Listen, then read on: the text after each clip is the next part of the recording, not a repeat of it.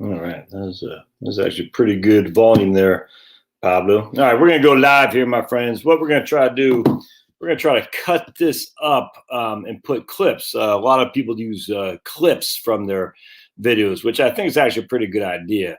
I like live streaming. I like doing videos, and some of the videos I do via live stream, I put some serious information there for you, which I don't want to take down because the YouTube algorithm says, "Oh my goodness, you said something that was mean."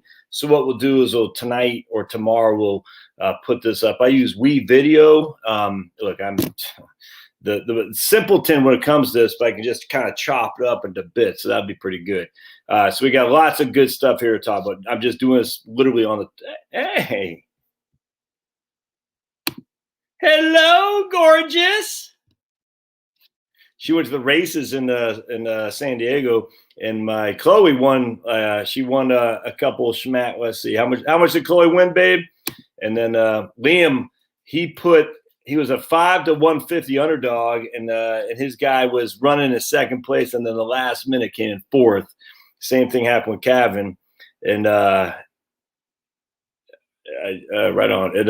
I said, shoo. And I don't want anyone getting addicted to friggin' the horse races, man. So Chloe won 65 total. How much did she bet? How much did she put down? So is that 65 gross or 65 net? And then Maddie didn't win. Did you and Melissa or Jackson, anybody else win, or just Coco?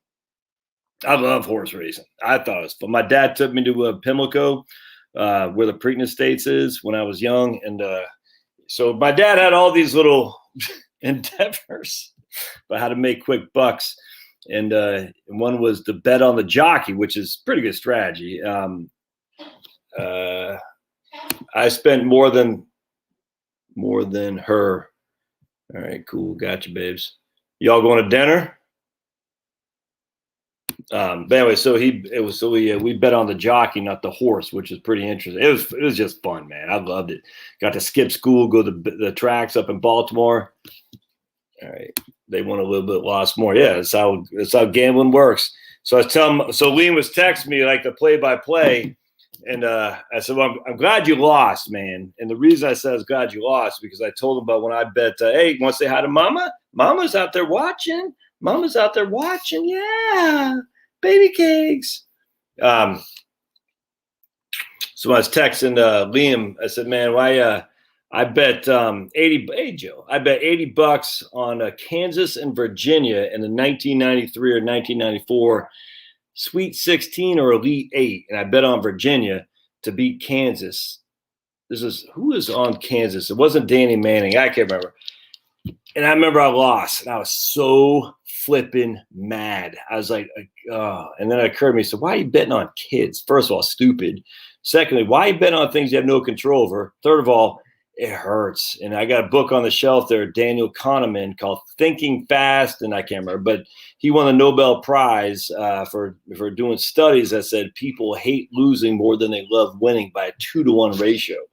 So it's that, man. Anyway, so I was glad to Liam and Kevin not winning money, because losing stinks, especially when it's your own money, your own hard working money. So anyway, so there's the beautiful. Right on, man. Right on. Love you, babe. Just text me when you're going out to dinner. So Charlotte says she wants me to not cuss. I said, I ain't cuss. She goes, you said ASS clown. So I'll try not to say that word. I'll try not to say anything that could be perceived as cussing. So it's all good. It's all good. And what else did she say? Don't say anything about my family very much, which I just did, of course. And then, don't say that my wife is pretty. All right. So anyway, we got some dogs out there wrestling. I love it. All right. So the first thing while we're waiting on.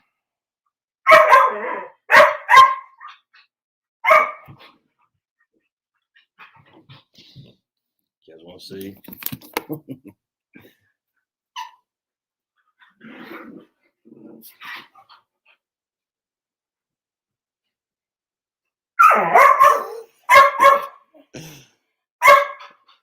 Uh-oh, your kettle cough is gone, apparently. Hi, Finnegan. Hi, Pablo. All right, so anyway, if you got dogs in the background, they're probably like, what is going on? All right, buddy, trying to do a video. All right. subscribe to the video. Come on. All right, good boys. All right, so we're going to go. I want to share with you first and foremost, most important video of the day. All right, so while we're waiting on people to come in here, like I said, I'm good. Let's just go to the good stuff. Let's just do that. All right, so first and foremost, I want to share with this from socialsecurity.gov. All right, so let's make this. Oh, wait, I got it. Get a Pablo. Get a Pablo. Oh, man. Hey, that's awesome. Finny does it. Finny! Let me put them. Let me, I can't concentrate. So let me, hey. All right, good boy, Pablo. All right, just come on, stop.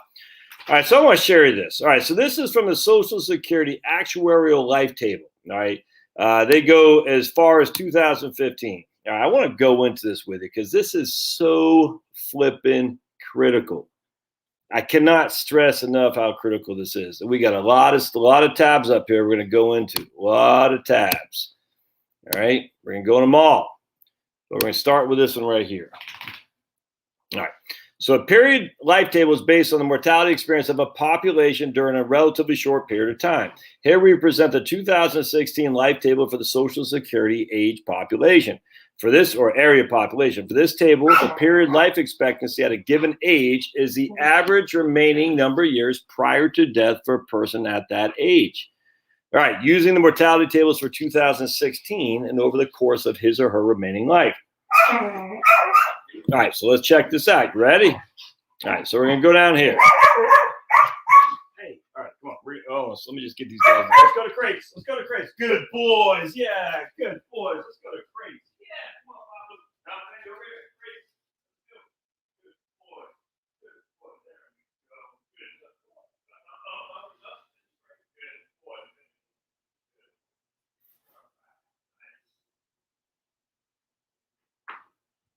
Good boys. All right.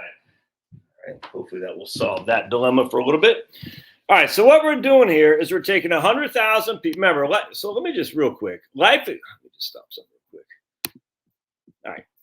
So when you hear a life expectancy, that is, a lot of people say the life expectancy is 78, and it's gone down because of COVID. But anyway, it's 78.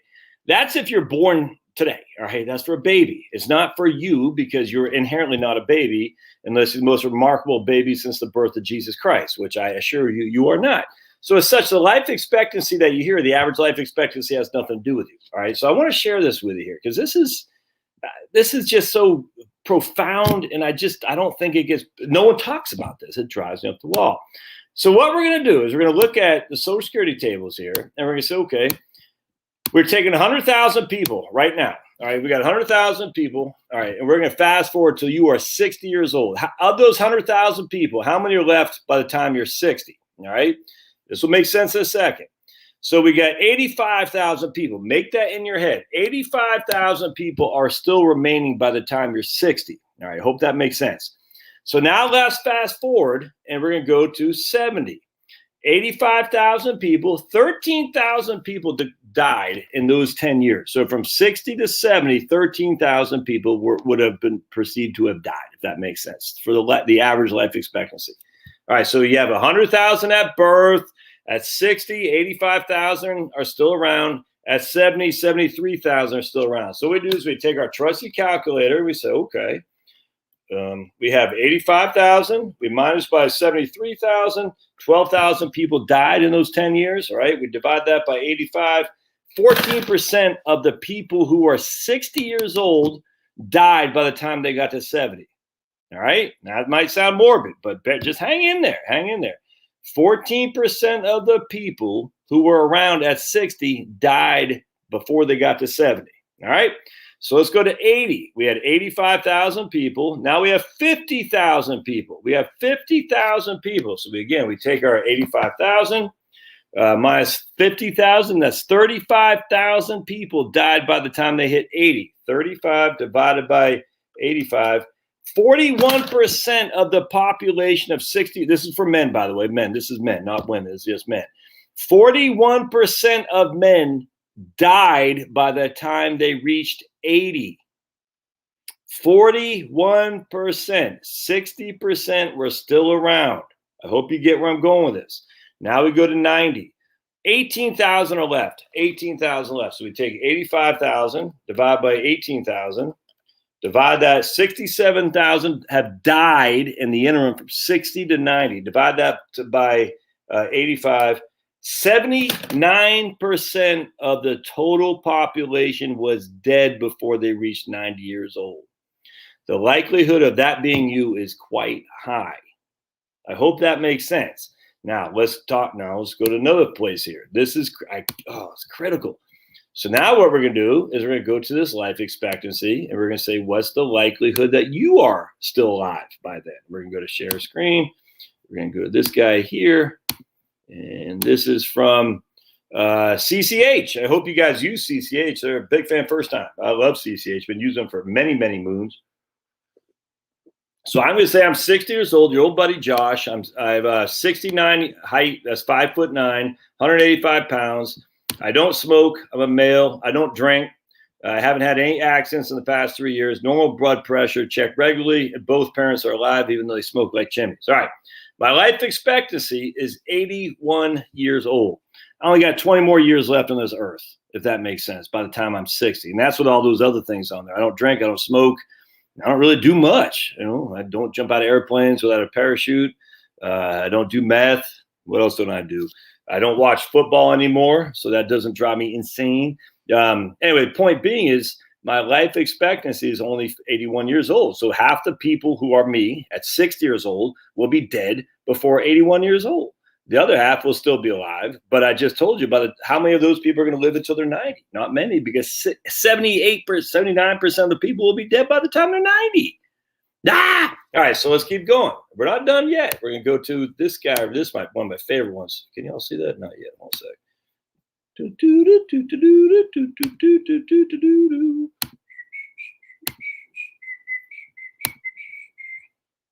All right. I love this one right here. This engaging data. I love this. Will I be rich, broke, or dead? All right. So what we're going to do, we're going to say retirement age. We're going to say 60. All right. We're going to say we're going to live for 30 years. All right. We're at average Social Security mortality. We're going to say it won't. We're going to hold on a second. Okay, that's fine. So we're going to spend $40,000 a year on $1 million. Well, I think we're adjusting for inflation. I can't remember. 80% stocks. So let's do 60, 40. Oh boy. 60, 38, and 2. Oops. All right. So we're going to go to 60, 40 portfolio, roughly 2% cash. We're paying 30 basis points in fees. It's all good. What's the likelihood? I can't remember what this says right here, what that does. I can't remember. But anyway, whoa, loudy. So what does this say? All right. By the time I will be dead, look at this. 56% of us who are 60 years old, and I think we're male. Did I say a male? Yes. Make a big old noise. By the time we're, let's just say 80, 44.7% of us will be dead by the time we're 80 years old, but none will be broke. So I hope you get where I'm saying. It's not about dying without money. It's about dying with money because you died too soon. 47% or 44% will be dead by the time they're 60, or by the time they're 80. If we go to 85, 64% will be dead.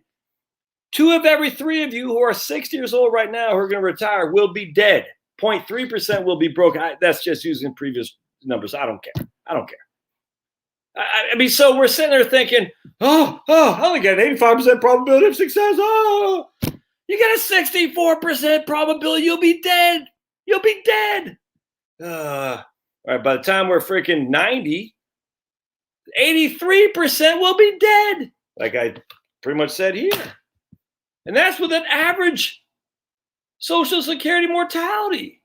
All right, so say, well, Josh, you always say 50%.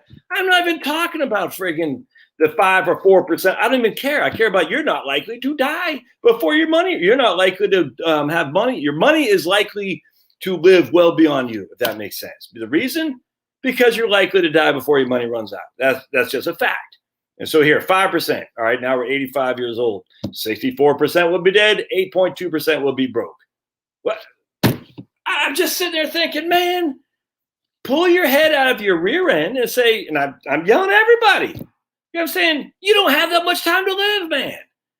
But Josh, I know someone, I get it, dude. I get it. I know someone who fell. I know three women who've lost their husbands to falling off ladders. 3. Coincidence, or is that telling me not to get on ladders? I'm not getting on ladders. Will that likely happen to me? No. But oh my goodness, I might fall off a ladder and die. It's nuts. Nuts. So I'm sitting there and I cannot tell you how many people I'm talking to. They're all like, man, I quit my crap. I get so many flipping emails on this. And they're like, and I'm like, what is it that you're afraid of? Because we've all been told we're going to run out of money. I'm like, you're going to run out of time before you run out of money. Enjoy it, for heaven's sake. Yeah. All right, so let me show you some last thing here. And this is from the Society of Actuaries. Oh, my goodness. Right here.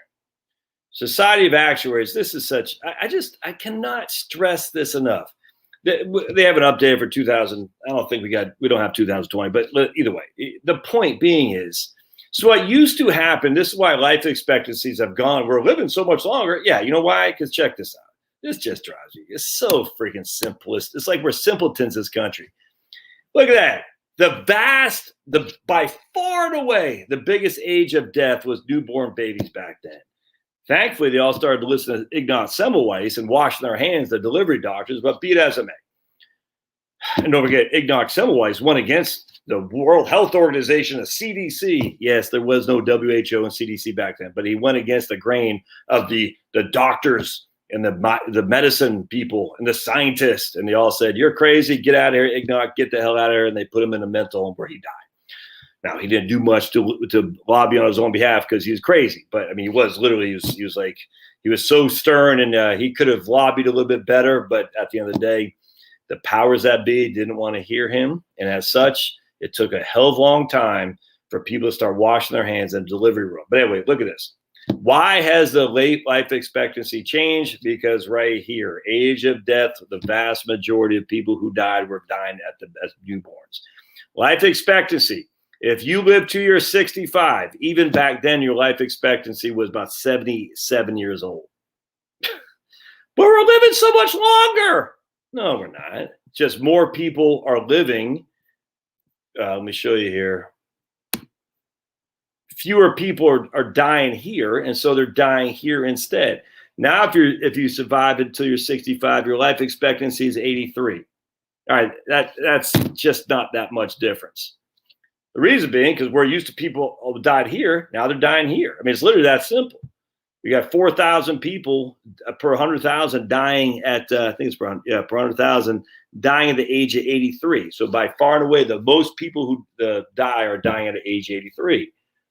And you can see all these people died before that, all these people. And then we hit 84, just falls off a cliff. Just this idea that you're going to survive until you're 95 years old is just fanciful. The idea of the life expectancy, like Rick, what's his name, Edelman says, we're all going to be living to 150 is fanciful. We're showing me the evidence, man. The evidence is not there. If you survive back then, in fact, let me grab me just 1 second.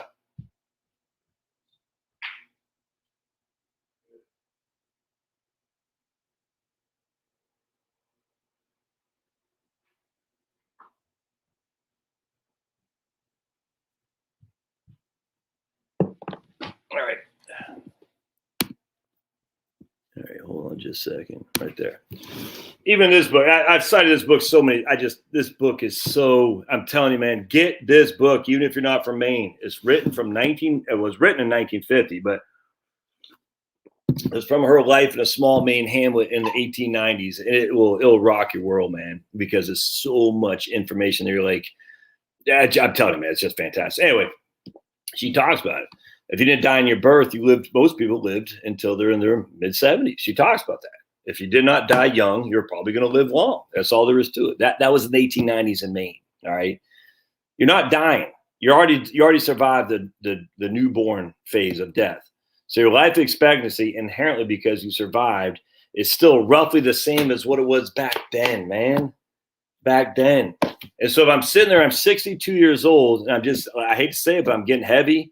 My cholesterol's through the roof, and even though cholesterol is not really an issue anymore, but generally speaking, cholesterol, heaviness, my mental state is bad.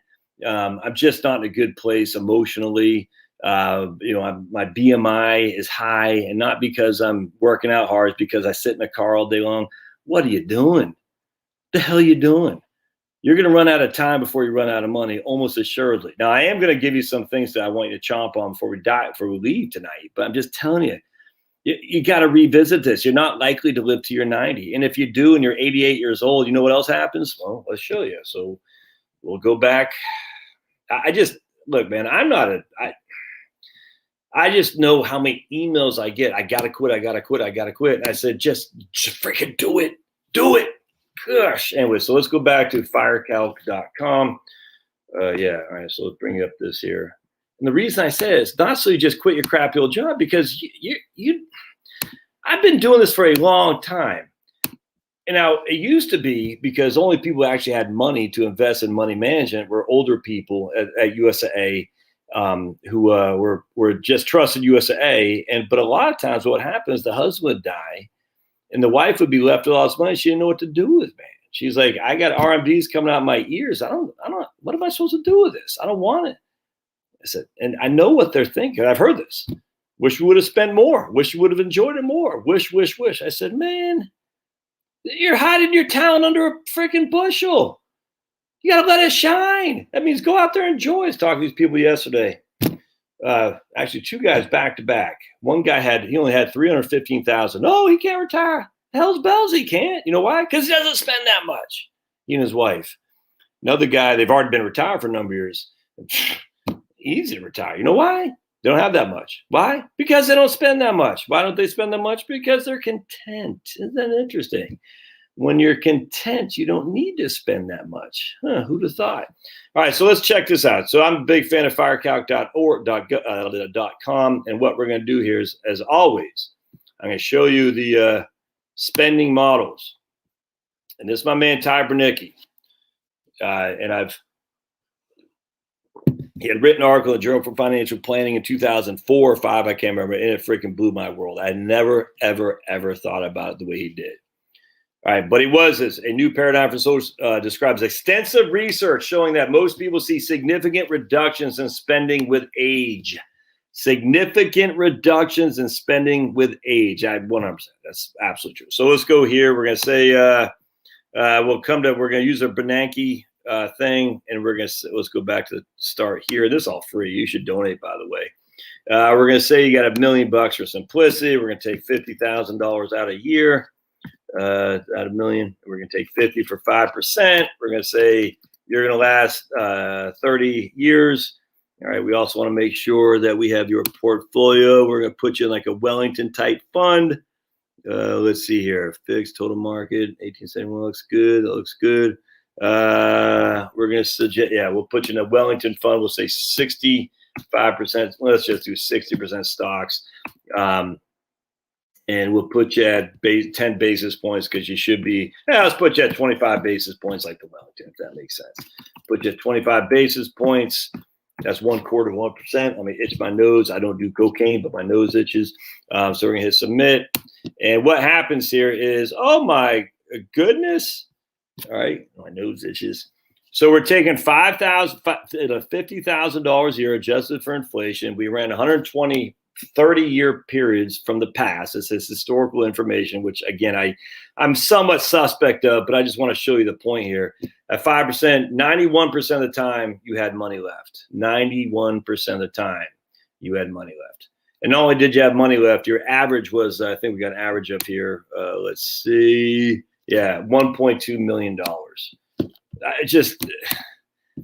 You see what I'm saying? So not only did you not run out of money, you're leaving downstream $1.2 million.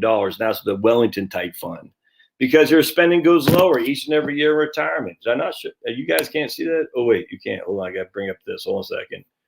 I'm going to let it shine. Let it shine. Let it shine. Let it shine. Hide it under a bushel. No, I'm going to let it shine right here. There you go. So you can see right here. We ran 121 possible 30-year periods in the available data, starting with a portfolio of $1 million. your portfolio would have fared 91%. You would have had money left over with an average of 1.2 million.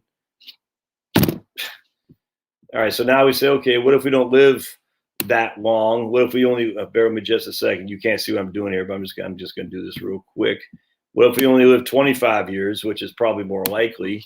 You hit submit, 25 years. All right, and then we're going to see what's it looking like there. And then we ran out of money only 4% of the time. We have 96% is our probability of success. That's a 5% a year adjusted with inflation, because your spending goes down each and every year gradually, which we many different studies that validate that. And you're leaving an average 1.157 million. All right, so let's make you won't see what I'm doing here, but let's make the portfolio a lot more conservative. All right, I might have to let the pups out here just a sec. Hold on a second. And we're going to go to investment portfolio. We'll just make it, instead of 60% stocks, let's do 40% stocks. We'll have the rest in just bonds. Hit submit. Yeah, there we go. It'll do 40% stocks. Your portfolio still lasted 94.4% of the time. You only left an average to your kids $811,000. Oh my goodness! Let me get the dogs. Hold on a second. Let it shine. Let it shine.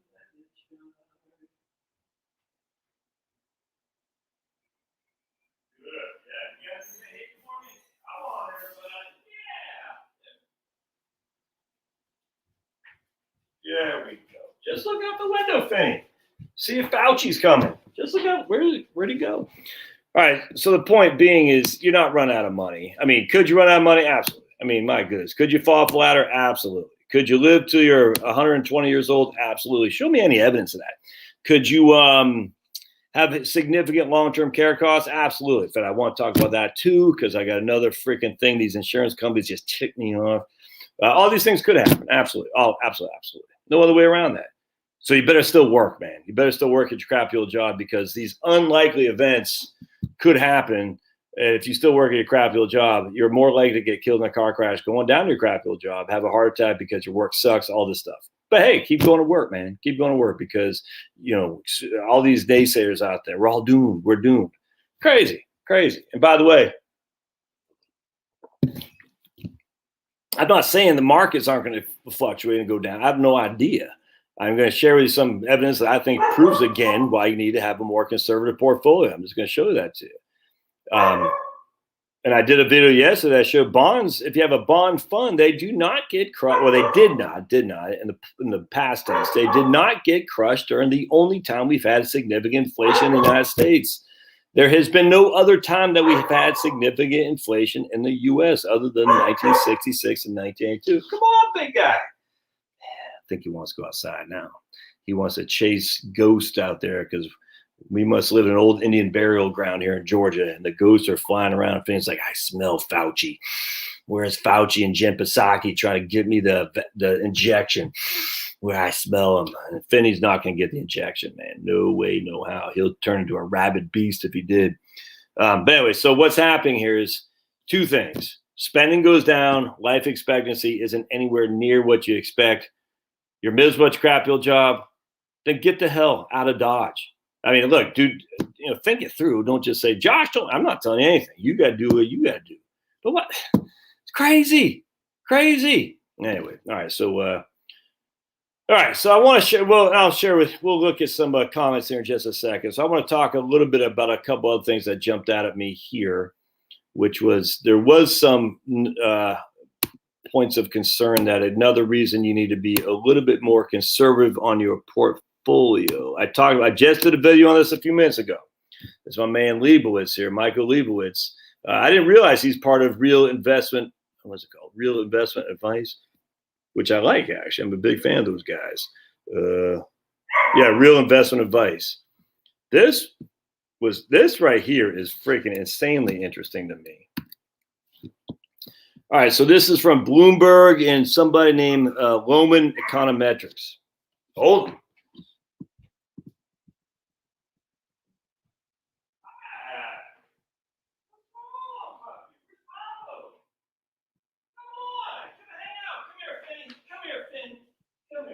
Come here, boys. Good boys. Come hang out with me. Yeah, come on. Come hang out, everybody. Yay, the dogs are here. Yay. You want to come up? Oh, there they are. Oh, yeah. I love you too. Oh, yeah. Mm-hmm. Oh, yeah. Thank you. Thank you. All right. So, yeah, there you go. Just look out the window. Yeah, see Fauci's coming. Yeah. Oh, boy. You can come up here. All right. Oh, okay. We're trying to get up here. All right. Well, just don't step on the computer. Good. Look, you can look out the window. Yeah, go ahead. I love you too. That's why I don't get the commie virus, because he kisses me. And because he kisses me, I got a good immune system. Now, Papa doesn't really kiss much, but Finny does. Because I'm so sweet. Yeah, I gotcha. Okay, good. Thank you. All right, there we go. Oh, you're stepping on the. All right, everybody. Thank you. Appreciate that. Just in case you're wondering if you wanted to see something funny. There you go. Look at that big old butt. Hey, look at that big old brown eye. Woo, that's good times. Hi, brown eye. Good. There we go. Oh, he just wants his ears rubbed. All right, so let's look at Leibowitz's stuff again. Now, this is the professionalism you've come to expect here. All right, so I want to show you this right here. Major central bank assets versus global stock and bond market value. Now, this is the value of the global stock and bond market right here.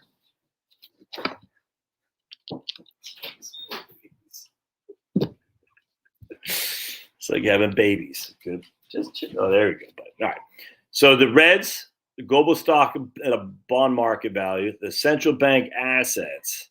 Now, in of itself, you got to think about there's two things going on. Is the central bank assets going up because of the market value, or the market value going up because of central bank assets? I don't know. But I just find it interesting. Look at that. The blue is the central bank assets. Look at all that liquidity. And you know where the liquidity is not going? It's not going into consumer loan demand.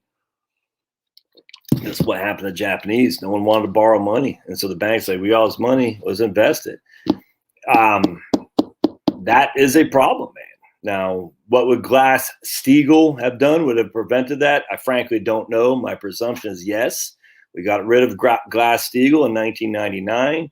And actually, another guy from Real Investment Advice had written about that, saying that was a big cause of what happened in the preceding years after that, with a great recession and whatnot. Not just mark-to-market accounting, but the fact that banks are now leveraged to the hill. And that's a concern right there, big time. All this liquidity is flowing in here. So is that propping up the market? And I think you have to say in a lot of ways, yeah, because the banks are sitting on all this cash. And so we looked at what I read today. Some major investment bank, freaking trading, they made literally bank on trading the last quarter. I can't remember what it was. I was like, that didn't used to happen in the old days before Glass-Steagall was repealed. And I was the biggest fan of the repealing of Glass-Steagall. I should never have been for that. Wrong. Should never have done that, man. Glass-Steagall was a good legislation that kept the banks from investing in speculative investments. And as banks become bigger and bigger and dominate more and more of the economy, that's not good. And especially as banks control the Federal Reserve Board, I mean, basically control the council, or the CEA, the Economic Advisors, Council of Economic Advisors. I mean, it's just a freaking twirly wheel here, a revolving door where the bankers go to politics, politicians go to banks, the whole thing, man. It's all the same thing.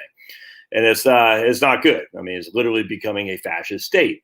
That does not mean jackboot thugs are coming, but I tell you, with Jen Psaki saying if you got banned on Facebook, you should be banned everywhere else. That's not a good thing. She's a clown. The point being is that is a concern of mine right there. I was like, yeah. Now that's stock and bond value, so bonds don't give you the reprieve that you might think. And that's one of the reasons the 10-year Treasury right now is still trading at a yield of, what's that, 1.3? Well, because the banks got all this liquidity, it's like, might as well get 1.3 as opposed to sitting in the checking account. The banks don't really have that checking account, but still, what they're doing. All right, so now, but this is even more concerning. And I did a video on this a couple of weeks ago too. I just love you guys. I know you're such a big bear. I love you. I love you. Yeah. You look at Finney's face. You look at his eyes. Not a lot going on in that brain of his. It's almost like a moo cow. Not much. He sees you. He acknowledges you, but you can just tell he's like, I just want to play with Pablo, and I want to poop on the ground and eat. That's all I want to do. You can just see in his eyes, like, not the let's see, not rocket science going on there. Not saying there's rocket science going on this big old mush of jelly either. All right, so here's margin debt in red. This is inverse relationship. Here's S&P 500 in blue, and we go back to 1997. Margin, so again, the red is inverse. So going down is actually going up. I don't know why they just didn't have it going the same way. I don't get that, but be that as it may. So here's the amount of margin debt. It was starting at 100 billion in 1997, and now it's at almost 900 billion in 2021. All right, so huge amounts of margin debt, and then you can look. Look at that mirror image. The S&P 500 goes up, margin debt goes up. S&P 500 goes, margin debt goes. S&P 500 goes. Hey, buddy.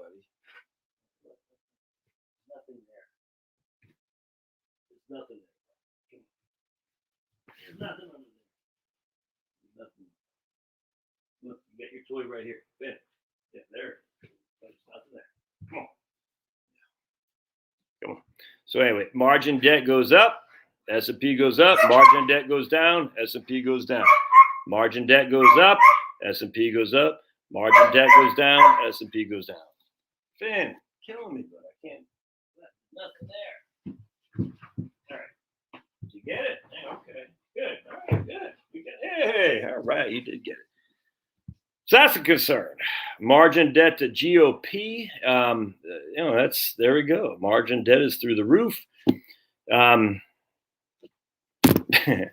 That's a concern. That's a big concern. So I think what we'd have to start thinking about doing is, especially if I'm not that far away from retiring, is taking gains off the table. Like I said a million times on Sunday. And have some cash. Now, remember, when I say a guy emailed me today, one of my clients, I said, look, remember, when 4 years cash doesn't mean if I need $50,000 to live on, that doesn't mean $200,000. Like this guy had a pension, so a small pension, say $1,000 a month. So if I need $50,000 to live on and I have a pension of $12,000 a year, that means I only need $38,000 of cash. Now, my ideal thing would be he's only 62, I think. So I said, just have that 4 years of cash, 38 times 4 to cover you until Social Security kicks in. Then once Social Security kicks in, plus your pension, that's pretty much all the income you need, if that makes sense. Now, I'd still like to have some more cash on the side for liquidity purposes. But, man, I tell you, man, I'm maybe a year ago, I did a video, don't pay down your mortgage. Build up cash instead. I still stick to that, but I violated my own thing. I sold all my gains in M1 and I paid down my mortgage. I still got a mortgage, but I paid it, I still got a mortgage, but I paid it down. So I don't have I still have a little bit of cash, but not as nearly as much as what I had, if that makes sense. So taking gains off the table to pay down debt, not a bad strategy at all. I guess it just depends on your cash holdings and whether or not you want to take that risk. That's a tough one, man. I chomped on that, but I cannot stand the idea of having cash sitting on the side while I got a debt. And I also still have an equity line of credit I can draw down if things go from to bad, if that makes sense. So at the end of the day, now could they pull my equity line of credit? Sure, absolutely. And then we'll have to cross that bridge at that point. I still get other money, but it's all invested right now. So a lot of things have to turn south at the same time for me to be in a world of hurt. I don't expect all those things in any, fast for that to happen. I still got a little bit of cash, enough, about 6 months, if that makes sense. My mortgage is paid down significantly. I really am focused on paying that down like a crazy man. On top of that, my, what was I going to say? I still have an equity line of credit, which can draw into if things get dicey. And so and I still got my stocks, my investments in VTV and whatnot. So worst case scenario, I mean, even the market was down 50%. I still got enough to pay the bills, if that makes sense. So I would not expect all these things to coincide, if that makes sense. So, but I tell you, man, if you got debt, like say a car loan. Oh, another thing too. Let me see if I can't. I'll have to do another video on this because look at all these notes I got in here. Look, I mean, just look at all that. Oh my God. Let me just share with you the estate plan of farmers in Maine. All right. I don't have my reading glasses. All right. A man might work for 60 years, spending only for family needs and small consumer luxuries, without being able to leave an estate of more than a few $100s. Yet, if he had lived a good life and had fine children, he would be counted successful. You hear that? You might work for 60 years, paid for your family needs, couple consumer luxuries, only being able to leave a couple $100. Yet if he had lived a good life and raised fine children, he would be considered successful. Interesting. Ooh, check this out. One of the warnings that the world could end. Now, this is people from Maine. Us Mainers are a nervous bunch, man. Nervous always we are. It's funny because she talks about this a lot. That the cold, as I was like, holy crap! It's just like me. The cold is always coming. You know how that stupid movie, whatever that show was, the winter is coming. Whatever what the hell? I can't remember what it's called. Winter is coming. That's how it is in Maine. Winter is always coming, and she talks about that all the time. Like, yeah, we're enjoy the 3 months of summer because it's coming, and it's going to be be prepared. Oh my goodness. One of the warnings that the world could end was a foreclosure of a mortgage on a home. It happened only once or twice in their town, but when neighbors read in the newspaper of a foreclosure of an old couple, they grew pale with shock. They knew about the illness or an accident which had kept the mortgage from being paid. Wondering how to show sympathy, they would decide to act as if nothing had happened. I thought that's kind of funny. A lot of Mainers, kind of pretty reserved people. But anyway, the closure of a mortgage foreclosure scared the living bejesus out of people. Isn't that crazy? Oh, just so much stuff in here. Let me just real quick while I'm thinking about it. All right, 1 second. I want to see about the there's something. All right. Then we'll get some Q&A. 25. Oh, man. No doubt money is still the problem that it was.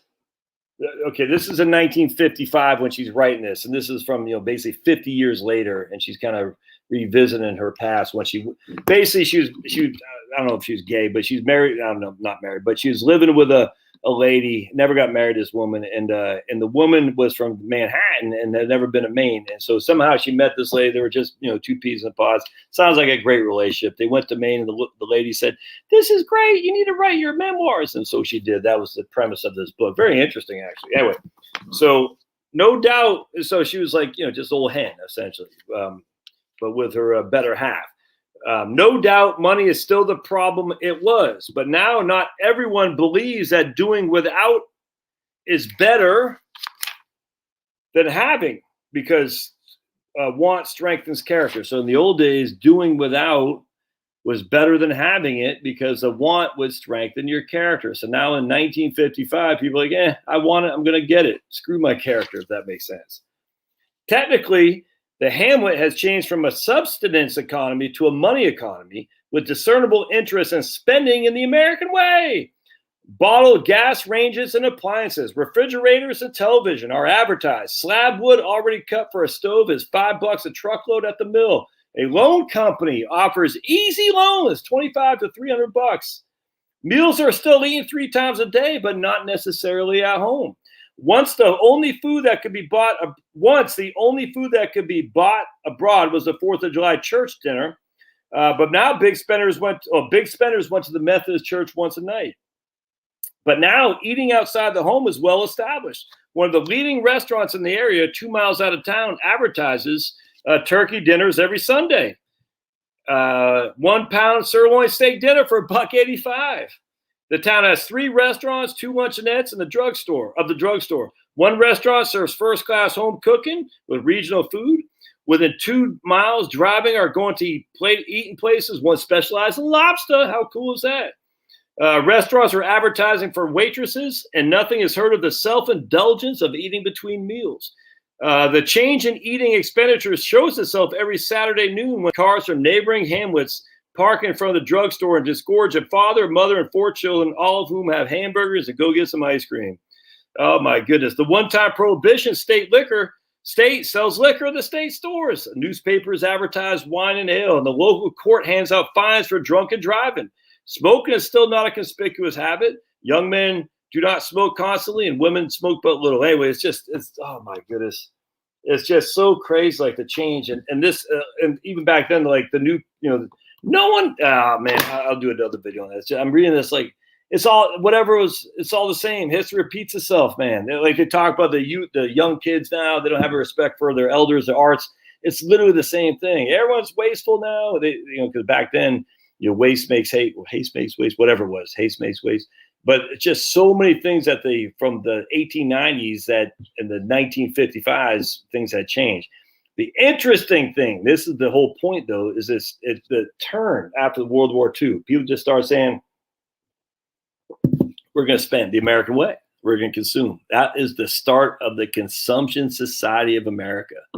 And we're still there, big time. Doesn't mean it can last. Doesn't. In fact, if anything, at some point it can't last. Simply because, you need to have productivity in order to have consumption. It's just very, very interesting. I think about that a lot. I'm like, man, if the consumption society of our time spawned by the 1950s because they were so happy to remove themselves from not having, and now they have, and they can conspicuously consume, and here we are today, just kind of at the precipice of that, in my opinion. So we have not only a consumption society, but we have a debt-based economic society with a debt-based investments. Obviously buying bonds, you're buying debt, but at the end of the day, the government bonds in particularly guarantee that debt. So unlike a government or the mortgage loaning you money to buy a home, a bigger home than you need most likely, you're actually loaning money to the government to do whatever they're going to do, but they can still print their way to make sure you get paid. Ben! And that's better debt than the other way around, where you're borrowing from them because you have to pay that money back. And if times get tight, how are you going to do that? All right, so let's see. Anything else I want to talk about? Let's take some questions here. We'll talk about that. All right, let's just see. I had one other thing to talk about here to share with y'all. This is going to be, if I can find it right there. And this is good. So this kind of goes back to what I was just saying about take the gains off the tables to pay down mortgages, pay down car loans, pay off car loans, all that stuff. Fat 401ks are causing people to retire early. I like that, man. So basically people are taking the gains. Hopefully they're taking some gains off the table in which to retire. Hopefully they just don't look at their 401k says, I got $1 million, I can retire. Hopefully they're saying, I got $1 million, let me pay off debt so I can retire. And they're not going deeper into debt. That's the one thing we don't want to have happen. So, all right, so let's see what you all have to say. Good stuff. Appreciate you hanging in there and listen to me yap there. All right, we're going to start from that. And again, if you all want me to jump to the front, because I'm a greedy, I don't want to use a term capitalist, because I do think that is based in Marxist theory. And I think it's our way to allow the Marxist languaging dominate, the vernacular of Marxism. So what would be a good, not entrepreneurship, not a money grubber, but what would be a good way, as my man over at No Agenda Podcast, Adam Curry says, value for value. So if you want to send a super chat, you will get your question and comment sent above everybody else, because I do respect value for value. So super chat will get you above the line. How dare I? That's the way this is, man. All right, so all right, see what we got here. All right, we get. All right, so all right, I fixed. I fixed nothing. I'm home with it. Okay. All right. This guy said, ran mine. I need to lose like 35 pounds. If I change weight, I got another half year. I need to stay fat. I was listening to somebody the other day. He said that COVID actually added 2 years of life expectancy to Spaniards because the average Spaniard dies at 82, but the average Spaniard with COVID died at 84. I thought that's pretty funny. Free Pablo, man. Susie's retiring in December. There you go. All right, Susie. Right on. Awesome. Harry says down here, he says he likes being retired. Jill says, I probably don't spend enough. I'm more afraid of market economy crashes than living too long. Yeah, a lot of us are. I mean, Jill, that's the thing. I mean, we don't know what we don't know, but that's a drawback. But you did retire. So at the end of the day, you not spending enough is your deliberate choice, where somebody keeping a crappy old job that's literally putting him in the grave, he doesn't know it, is not a deliberate choice. He's just doing that out of fear. So you did that. I go back and forth between excited and scared to death. No worries about living too long, says Harry. Yeah, me either, man. I'm worth a whole lot more dead than alive for old Char there.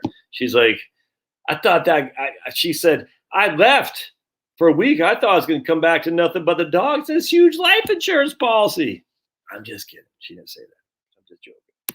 We joke. It's crazy that husband and wives can like be best friends. Nuts. Who would have thought? And joke. Yeah, Susie, I tell you, man, if I may, one of the benefits about COVID is that it shows you that the unemployment rate, there are a lot of jobs out there, lots of jobs that you can. I was just in Kroger today. They're hiring deli assistants, just people making sandwiches at the deli for like $14 an hour. That's starting at 14. Why? Where's Pop? Okay, Pop was in there. Starting at $14 an hour. So I'm not saying you got to go, cut up freaking Italians at the deli, but I was talking to a guy in Texas, a client. This is fantastic, so he's going to retire from his crappy old job.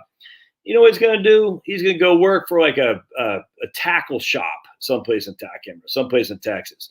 His friend owns a tackle shop. His friend quit his crappy old job to own a tackle shop in Texas. And this guy's going to go work there for like $8 an hour, $10 an hour, working for his friend, doing customer service, just basically meeting and greeting people. But I said, dude, that's perfect, man. Perfect. Can you imagine what would I like to do? I don't know, friggin', let's see. I used to cook crabs when I was in high school. Would I want to cook crabs again? Maybe. It's not hard labor. You know what I'm saying? You get any crabs that don't get eaten. Oh, look at that guy. You get to eat. I mean, you know what I'm saying? I mean, cook crabs. I remember we had Sugar Ray Leonard coming in there. You might not remember him. He used to be a big boxer in DC area. And, this I was just a kid, but it's just fun, man. You just get to, do stuff like that. Do that all day long. Eat crabs. Now that, do I want to do that? No, I don't say that. But at the end of the day, it's like, man, there's tons of things you can do for $10 an hour. You're like, yeah, work $10 an hour. They got these things for, the national parks. I can't remember what the place is called, but it's a website. Go on there, working part-time at the national parks. It's freaking awesome. Tons of things to do.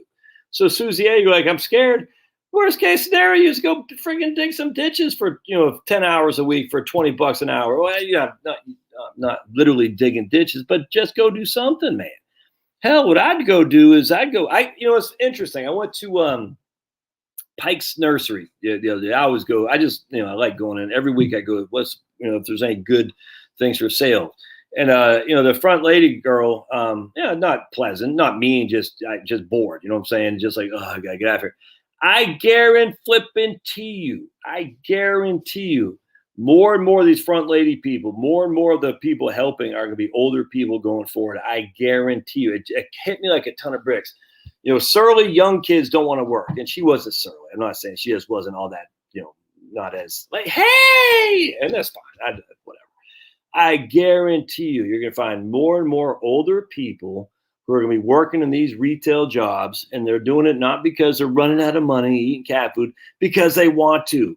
They want to work at a tackle shop. They want to work at a nursery. I'd freaking love to show people how to do, to raise plants and stuff like that. It's going to be fun.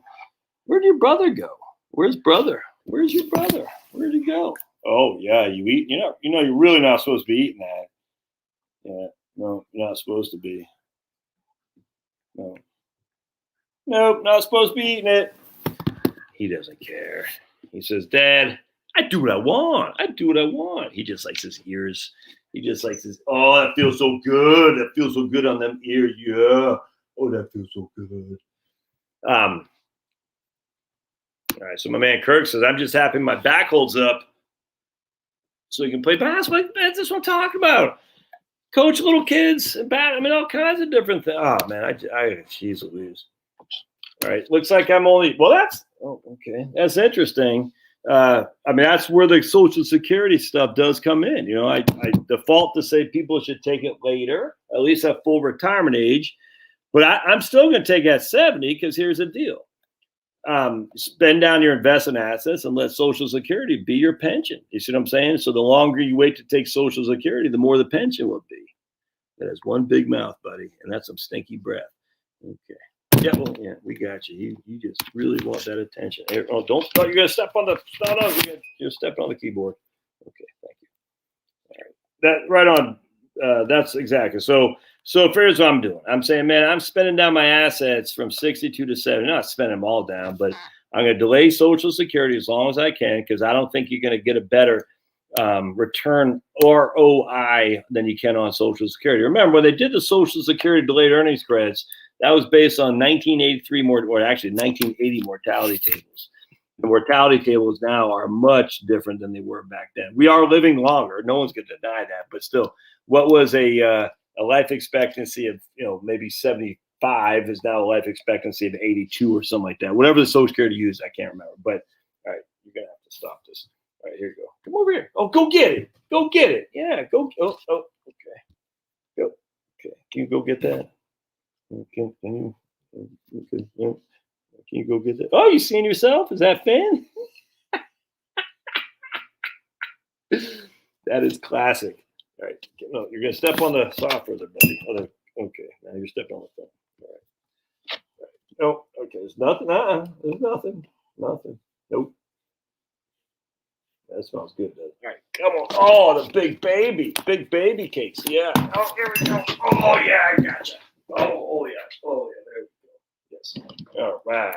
Oh, man alive. Oh, his tail's wagging. Give me a kiss. I love you too. Mm-hmm. Mm-hmm. Oh, he's wagging his tail like crazy. Oh, a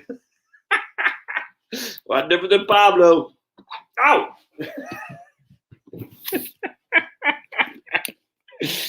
Oh man, that makes my heart melt. No, don't come back up. I'm trying to do this. All right, thank you. All right. Women have a higher life expectancy on average. That's 100% correct. That's 100% correct. All right. I don't know about that. There's a lot to contemplate on that. Daryl claims Social Security as early as he can invest in an index fund. Well, Social Security has a cost of living adjustment with over a 7.5% to 8% delayed credit. Your index fund has no guarantees, no cost of living adjustments. It's taxed 100%. For Social Security, the max is taxed at 85%. And Social Security has the voting authority of many, many old people screaming bloody murder if Social Security ever gets reduced. Your index fund does not. So at the end of the day, on top of that, we have to weigh the probability of index funds returning well relative to Social Security. And I use the Vanguard models, and Vanguard, as do not think we have huge returns going forward. It's a risk. Welcome to the world of life. Everything is a risk. All right. The funds are all going broke when the banks kill our dollar. The printing stops propping up the BS. You better, I guess it's over then, right? It's called today. Oh, no. Jeez. Hold on a second. He dropped his toy again. You keep dropping your toy. All right. Hold on. Good. All right. This one? All right. Now you got that one. You happy? Woo. It's an adventure in babysitting. You got it? All right. I guess we better just prepare for the end of days. All right. Don't like the dogs, huh? Well, I don't know what to tell you, Dana. This is a dog channel. I don't know what to tell you, man. You're obviously new here if you're not expecting dogs, because anytime we do a video, especially when the wife and kiddos are gone, It's me and the pups, and I don't control them. They control me. All right.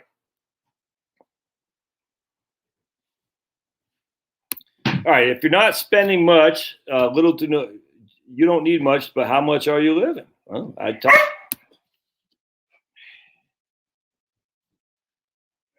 Go play with Pablo. Oh my goodness, where is Pablo? I talk to people all the time who are living just fine without spending much. They're still taking vacations, man. I usually put a $5,000 to $10,000 a year vacation goal in. Most of these people are doing just fine. Now you might not be. I get you. That's fine, but that's a choice you got to make. You'll need more. Oh boy, everyone says we're gonna need more, and yet the median household income. This is the median household income. A huge amount of these people are retirees. The median household income is $65,000. Now the question is, does that median? That means 50% of the people make more, 50% of the people make less. Now the question is, does that median household income include pensions and Social Security? The reason we say that is because we know for a fact from the old consumer expenditure survey, I forgot what the data point was that Social Security was using in their own analysis. It's the what was it? It was the Census Bureau. That's what it was. The current population survey, CPS. They did not include Social Security, and basically they had some significant errors in income that they're promoting, if that makes sense. So if the median household income is $65,000, that means half the people are living on less, half the people are living on more. A good amount of those median household income people aren't even working for a living, if that makes sense. So a good amount of retirees are living on well less than what is reported as 60,000. Well less, according to the CPS, the Consumer Current Population Survey. Thus, if you needed more in retirement, we would see people in the streets begging, and we just don't. Now, if you live in LA or San Francisco, you do, because that's because your mayors and your governor's an idiot. But the vast majority of us don't. You know why? Because most of these people own a home. Most of these people are doing just fine on Social Security and whatever savings they have. And most spend less as they age too. What about mandatory withdrawals? What about them? Big factor to men taking, if your spouse made enough to get more than half your Social Security, 100%. Yeah. All right. What happens with RMDs? The percentage increases each year after 70. If you are spending, so this is what this person was asking here. If you're spending, that's what the other person was asking too about RMDs. Okay, gotcha. So this guy's asked the same thing. I hope South African is not dying down there because there's a lot of chaos going on there. All right. So you just reinvest them, man. I mean, reinvest in non-IRAs. That's what you do. I don't get why people get so caught up around the axle and RMDs. So you got to take the money out. So the question is, do you spend it or do you save it or do you give it away? There's only three things to do. You spend it, you save it, or you give it away. So what are you doing with it? So you got RMDs, I'll say $50,000 RMDs. You only need 25 to live on. You got 25 extra. You can invest in a brokerage account, which is a great idea. You could give it away, or you could, if you give it away before you give it away. Look at that, I sound like that guy. Give it away now from Red Hot Chili Peppers. And that's not that band's not that good, but their second album was fantastic. The Uplift Mojo Party Plan. That was one of my favorite. That was probably my top 30 albums. The second Red Hot Chili Peppers album, the Uplift Party Mojo Plan, I think is what it's called. Yeah. Give it away. That didn't sound as good. All right. So anyway, but if you're on RMDs and they have and you have more coming out from an RMD than you need to spend, well, you want to give that money away to a church or something like that because you don't have to declare it on your 1040 with what's called a QCD, Qualified Charitable Distribution. So you say, all right, I'll take 25,000 out. I'll, freaking snort up my nose, and I'll give 25,000 to the church to help other people from getting a habit of snorting up their nose, if that makes sense. QCDs are great. And it doesn't fall to 1040. By the way, I just want to share something. I was talking to somebody yesterday, too, who was talking about gifting. He asked me, should he gift from his IRA or his taxable account? Look, normally you want to gift it from your IRA just because if it's RMDs, you don't want to hit in your 1040. In this case, the guy was not 72. So he would give it from his IRA, but he had to take a distribution. That distribution draws a 1099. On that, how many toys you gonna have? Now he's got a new toy.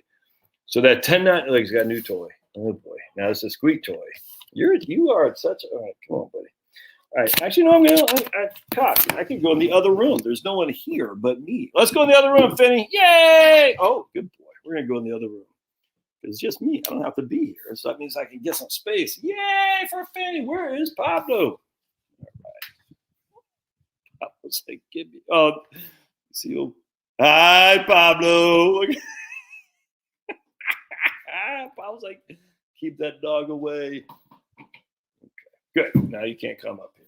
Good. Go play with Pablo. All right. So anyway, so what we do is we nice try to go out. All right.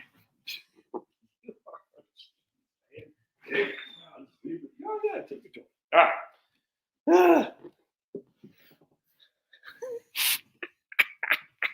Crazy. All right, so what we're saying. So this guy, I was like, the problem with your RMD, with your IRA distribution. So what happens is you get a $25,000 IRA distribution. I'm going to actually close this door. All right, so that comes out as a 1099. You got to declare that on your AGI, but then you get to deduct it because it's a charitable contribution. But because he doesn't itemize, he doesn't get to deduct it because the standard deduction is too high. Hope that makes sense. So charitable deductions, if your standard deduction is too high, you don't get any itemization on it. So it doesn't matter in this case if it comes from his IRA or if it comes from his brokerage account. Either one, it won't matter because he can't deduct it because charitable deductions are not deductible if your standard deduction is higher than your itemized deductions. I hope that makes sense. And so it's like, until RMDs kick in, you're screwed in that regard. Of course, I say we should get rid of all charitable deductions. Get rid of them all. I tell you, man, the non-government or the non-profit entities are some of the most corrupt that's out there. You know that. I know that. That's include Christian churches. That includes BLM and all these grifters, NAACP, all that. It includes a whole wide range of right-wingers and left-wingers, everybody in between. Tons of corruption in there. Forget it. Just get rid of it all. Say, look, if you want to donate, by all means donate, but we're not going to give you a tax benefit for it. That's what should happen. I'm telling you right now, man. You want to clean that crap up, you make sure that the NGOs and the nonprofits and all this stuff are held accountable for what they're doing. Because right now they're not. There's no way around that. Of course, the lowest learners of the world go after the right wingers and they leave the left wingers just at bay. So we have, what is the stupid one down in Alabama, Morris D's, SPLC. Oh my goodness, man. That I want to get into, I'll get sued. But what about an 8% withdrawal? No, that's what we say. Yeah, check it out. Do it, man. Fire Calc, calcium, CALK, calculators, Fire Calc. CALC.com. It's freaking fantastic. Yeah. I mean, the Fed said they're concerned about a market crash. They stopped. Yeah, I mean, they should be.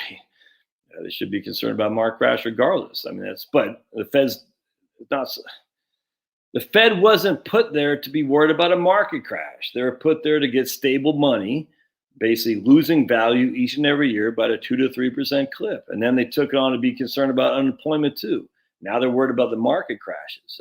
That's what the concern is to me. Why the hell is the Fed concerned about the markets? They should not be at all, but we know they are. The whole thing is a freaking bread and circuses, man. Now, does that mean the markets? No, it doesn't mean it's like freaking bad or anything. It just means at the end of the day, the Fed should not be worried about the markets. That's not what their jobs are. Thanks, Finn. Now you're letting all the mosquitoes in.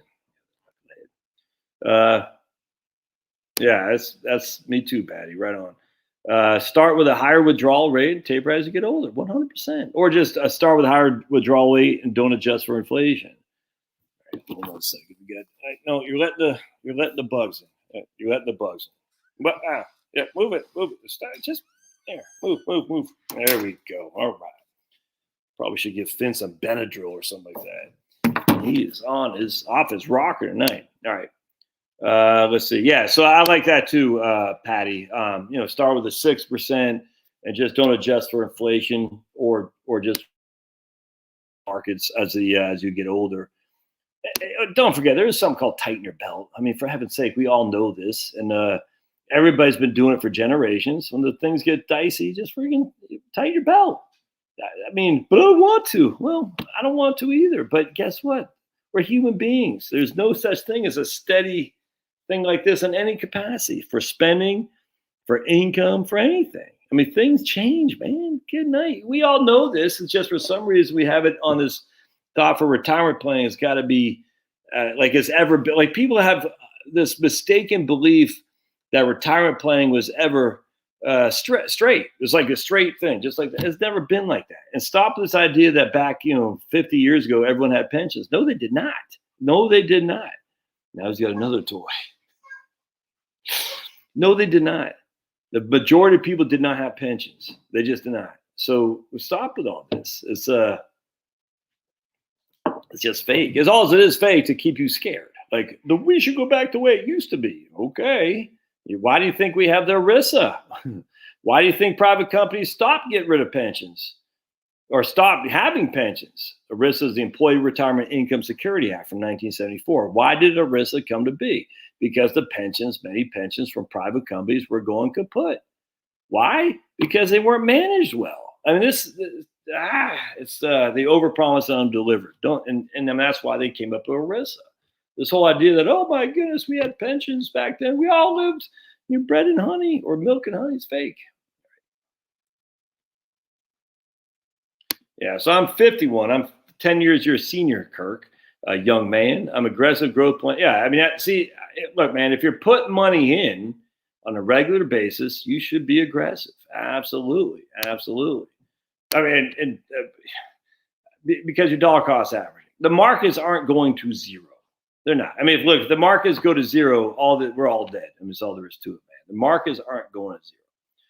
There are companies that are earning money, but whether or not by the Fed pumping or not, at the end of the day, they are earning money. And there will continue to be companies earning money, and they'll be profitable. Costco is not going anywhere. You see what I'm saying? Walmart is not going anywhere. Apple has tons of cash on site. It's not going anywhere.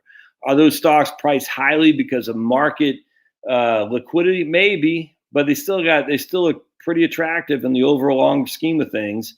Now, should there be more opportunities for other competitors? Yes, absolutely. Barriers to entry mean something, and right now we do have this, somewhat quasi-monopolistic country with some of these huge companies dominating everything.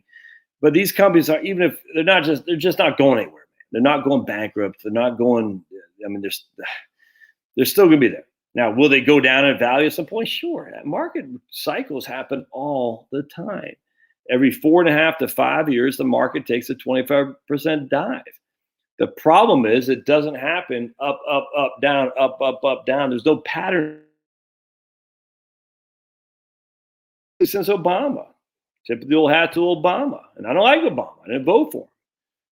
I'd hate to admit I voted for Romney, but I did. But anyway, because Romney's a clown. I'm glad, in the overall scheme of things, I'm glad Romney did not win.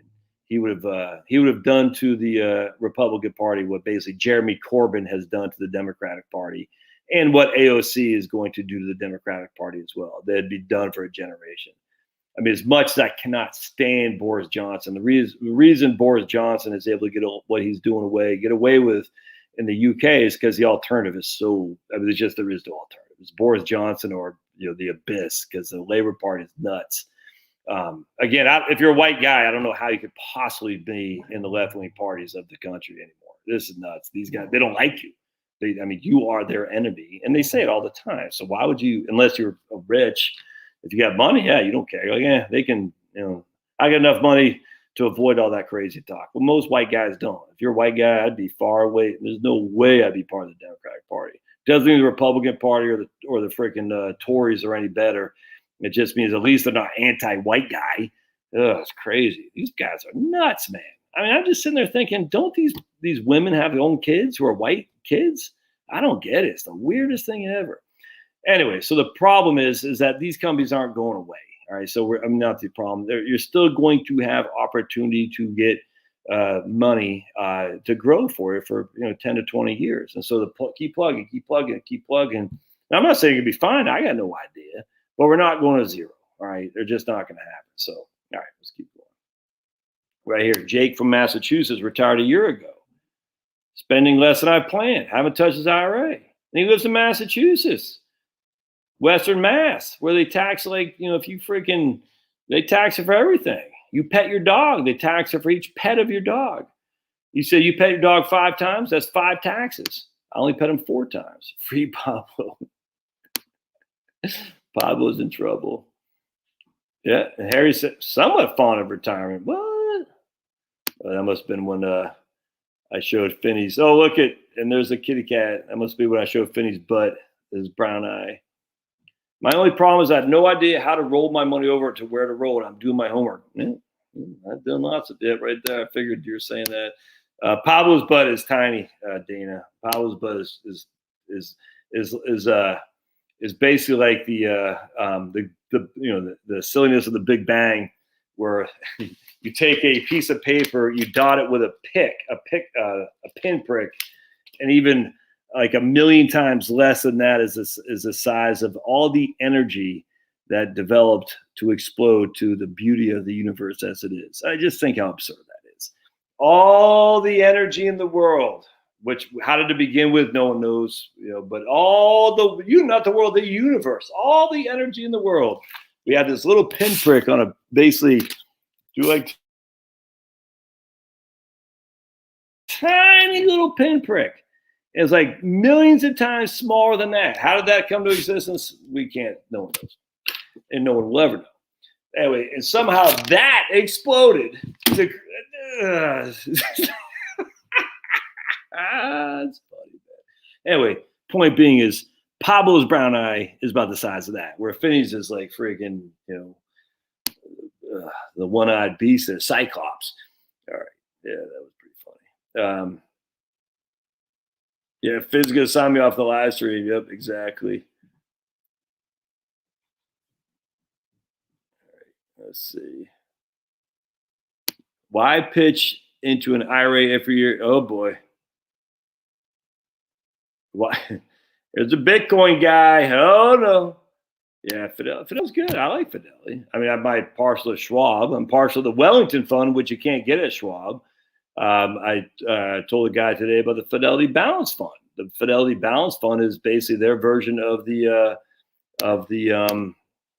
Wellington Fund. Goes back a long time. It's a fantastic fund. A big fan first time. What Schwab offers, I don't know, but you can't get Wellington at Schwab. You can only get Wellington at Vanguard. So that kind of annoying. All right, let's see what else we got. What do I think of P? I don't know what that is. What do you think of bond ETFs that mature on? I'm not familiar with. Oh, that's interesting. Bond ETFs that mature on a target date. Yeah, probably not. Yeah, probably not a big fan of that. That kind of goes against the. So remember, I did the video yesterday on using the not the PIMCO, the Putnam Income Fund, and they got like 1,000 different bonds in there, and the duration was only 5. I can't remember what the average maturity was. But anyway, they're turning over 1,000%. So you don't want that in a taxable account, just FYI. But they have a lot of turnover. What that means is they're cycling through bonds all the time. They got some maturing way out. They got some maturing yesterday. And that's how you want to keep up with the increasing in interest rates should that happen. I'm not expecting that to happen. I'm just not. Now, why are interest rates staying low? Well, you can argue that the Fed's buying bonds to keep them low. I get that. When they're buying, when you have an increase in demand that rises the price, and the price goes up, the yields go down. There's 100%. I think that's happening. But on top of that, the Fed has a huge incentive to keep the interest rates low for the amount of debt that the U.S. has. Back in 2009, going back to Phil Graham, I'm still like Phil Graham, but he was wrong on Graham. right winger stuff for sure. The FDR stuff was bad. Let's get rid of it. Let's modernize. That was bad. And I haven't heard a good defense of it. I haven't really looked that much. I'm sure there is a good defense of getting rid of Glass-Steagall. I'd be willing to entertain that. As we sit here today, I think that was bad. I've lost my libertarian credentials when I recognize what has happened when we got rid of some of these laws that kept investment banking and regular banking, where we kept them apart. And now that they combine, bad things have happened for sure. And the bankers control more and more of the economy, even though they all got bailed out. I mean, it boggles the mind, man. Why the hell is Hank Paulson from George Bush's thing telling anybody what to do? And yet he was running the whole thing under Bush. Hank Paulson. What the hell?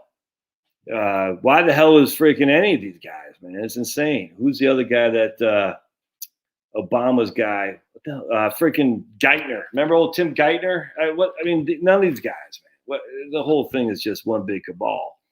But anyway, be it as it may, the banks have got rich on our money because we bailed them out, and they've socialized the risk and they privatized the profits. They're making bank. You and I are not. Now, they would say, well, they're making bank and we're making us bank too by buying up all the assets, and we're all benefiting from higher and share prices and stuff. Well, we'll benefit until we don't, and when we don't, they'll get bailed out, but we won't. And I'm telling you, man, this friggin' ticks me off. I will never forget. When I first left USAA, I was entertaining what to do, and I was working for another firm, which will name nameless. But I'll never forget. They partnered with another guy, which will name nameless. So it's basically like 4 different layers of fees. Anyway, long story short, I'll never forget. I had a Vietnam veteran who suffered from Agent Orange in my office. He and his wife, and he didn't have a whole lot long. I mean, probably 15 years. He just a East Tennessee Vietnam vet. Just what you would think would be just a nice guy. $300,000 to his name, and I will never forget that the fees that was going to all these different levels. When the markets would get crushed, this guy would get crushed, and all these different fee companies would not, if that makes sense. I said, this guy was drafted to serve as an infantryman in Vietnam, suffered Agent Orange, and all these other corporate shenanigan types in their freaking 3-piece suits are taking money off the top. Each and every one are getting paid, and when the markets fall, they will still get paid, but he will be without, if that makes sense. And the reason they'll still get this, the whole thing with the Fisher advertisements, we win when you win. I said, well, there's a corollary to that. You win when we lose, because while I got $1 million of Fisher, I'm just picking on Fisher. It's all these fee-based accounts. I got $1 million of Fisher. Let's just say I'm paying 1%, so I'm paying him $10,000 a year. Now that $1 million grows to $2 million, we'll just say. Now I'm paying $20,000 a year. Now that $1 million falls to freaking 40%. Now I'm paying $6,000 a year. They're still getting paid. I've lost 40% of my assets, 30% of my assets. They are still making an income. I am not. That's why you should not hire AUM managers, man, because they get paid on either side of the trade, i.e. they get paid when the markets go up and when the markets go down. They get paid less when the markets go down, but notice they're still getting paid. Are you? Hells no. And I'll never forget Michael Kitces on his LinkedIn thing. I'll never forget this. I could not believe he did not get it. I was stunned. I shouldn't really be stunned, but I like Kitces. Anyway, when last March, when the markets were at their bottom, we didn't know it at that point. Kitces had put on his LinkedIn thing saying, I'm getting lots of requests from people wondering how to change their fee structure from AUM. And I said, wait a second, man. I put this on a thing. No one commented because you can't. The truth hurts. But I said, wait. I thought all these guys are holding themselves as fiduciaries. They're looking after their clients and all this. And they are. But when the going gets bad, all of a sudden now they're like, well, I'm not getting paid enough for my clients, so I'm looking at it as a fiduciary. So now I want to change my fee structure. I still continue to get paid while my clients are losing. I said, wait a second. What happened when you do well, we do well? We're fiduciaries after all. So now you do poorly. I'm not making enough money. And so I need to find a different way to freaking bill you? That's what the hell is that? This is where I said the whole thing of fiduciaries. We're fiduciaries. We're blah, blah, blah, blah. I said, yeah, when the going's good, when the minute the going's bad, all of a sudden you're like, man, we got to find a different way to make money here. Freaking clown flip, man. Clown flip. I looked at Patty's. We flipped a coin, clown show here. I'm trying not to say any bad words like my wife said. But I was like, wait, you can't just throw out after the fact. I'm still sitting there thinking, let's say you got 50 million under assets under management. You're charging 1%. That's $500,000 a year. All right. Market falls to $300,000, or the market falls. Now your 50 million is at 30 million. That's still $300,000 a year, man, of fees. Now I know you got to pay some to your RI. I get all that stuff. You're still netting what, 100, 150,000 bucks. That's pretty good money, man. You're not digging ditches. You're not digging ditches. That's pretty good money. Now I get it. If the market, a lot of people in the market goes down like that, they start getting nervous, don't want to pay the fee. But that's what I'm talking about. You said you're a fiduciary. So now all of a sudden the people are like, I don't want to be in the market anymore, and thus they don't want to pay a fee. You're like, well, you see what I'm saying? I mean, what's that about? You're like, well, you should still be in the market because it always comes back. It doesn't always come back. You're saying that as a future assertion. Well, we don't know that. In fact, I was listening to a guy. I couldn't believe this. Listen to a guy I respect. A guy promoting Bitcoin. He's not promoting this guy doesn't do that, but he's promoting it. And I was like, he's like, the Bitcoin he's saying Bitcoin's been around for what, 15 years. It's always shown its resiliency. I said, dude, it's 15 years, man. 15 years. Bitcoin has been around only 2 years longer than my youngest son. That's it. Yeah, the idea that Bitcoin has always, he's using it not as a currency, but as a store of value. I can't remember what he said.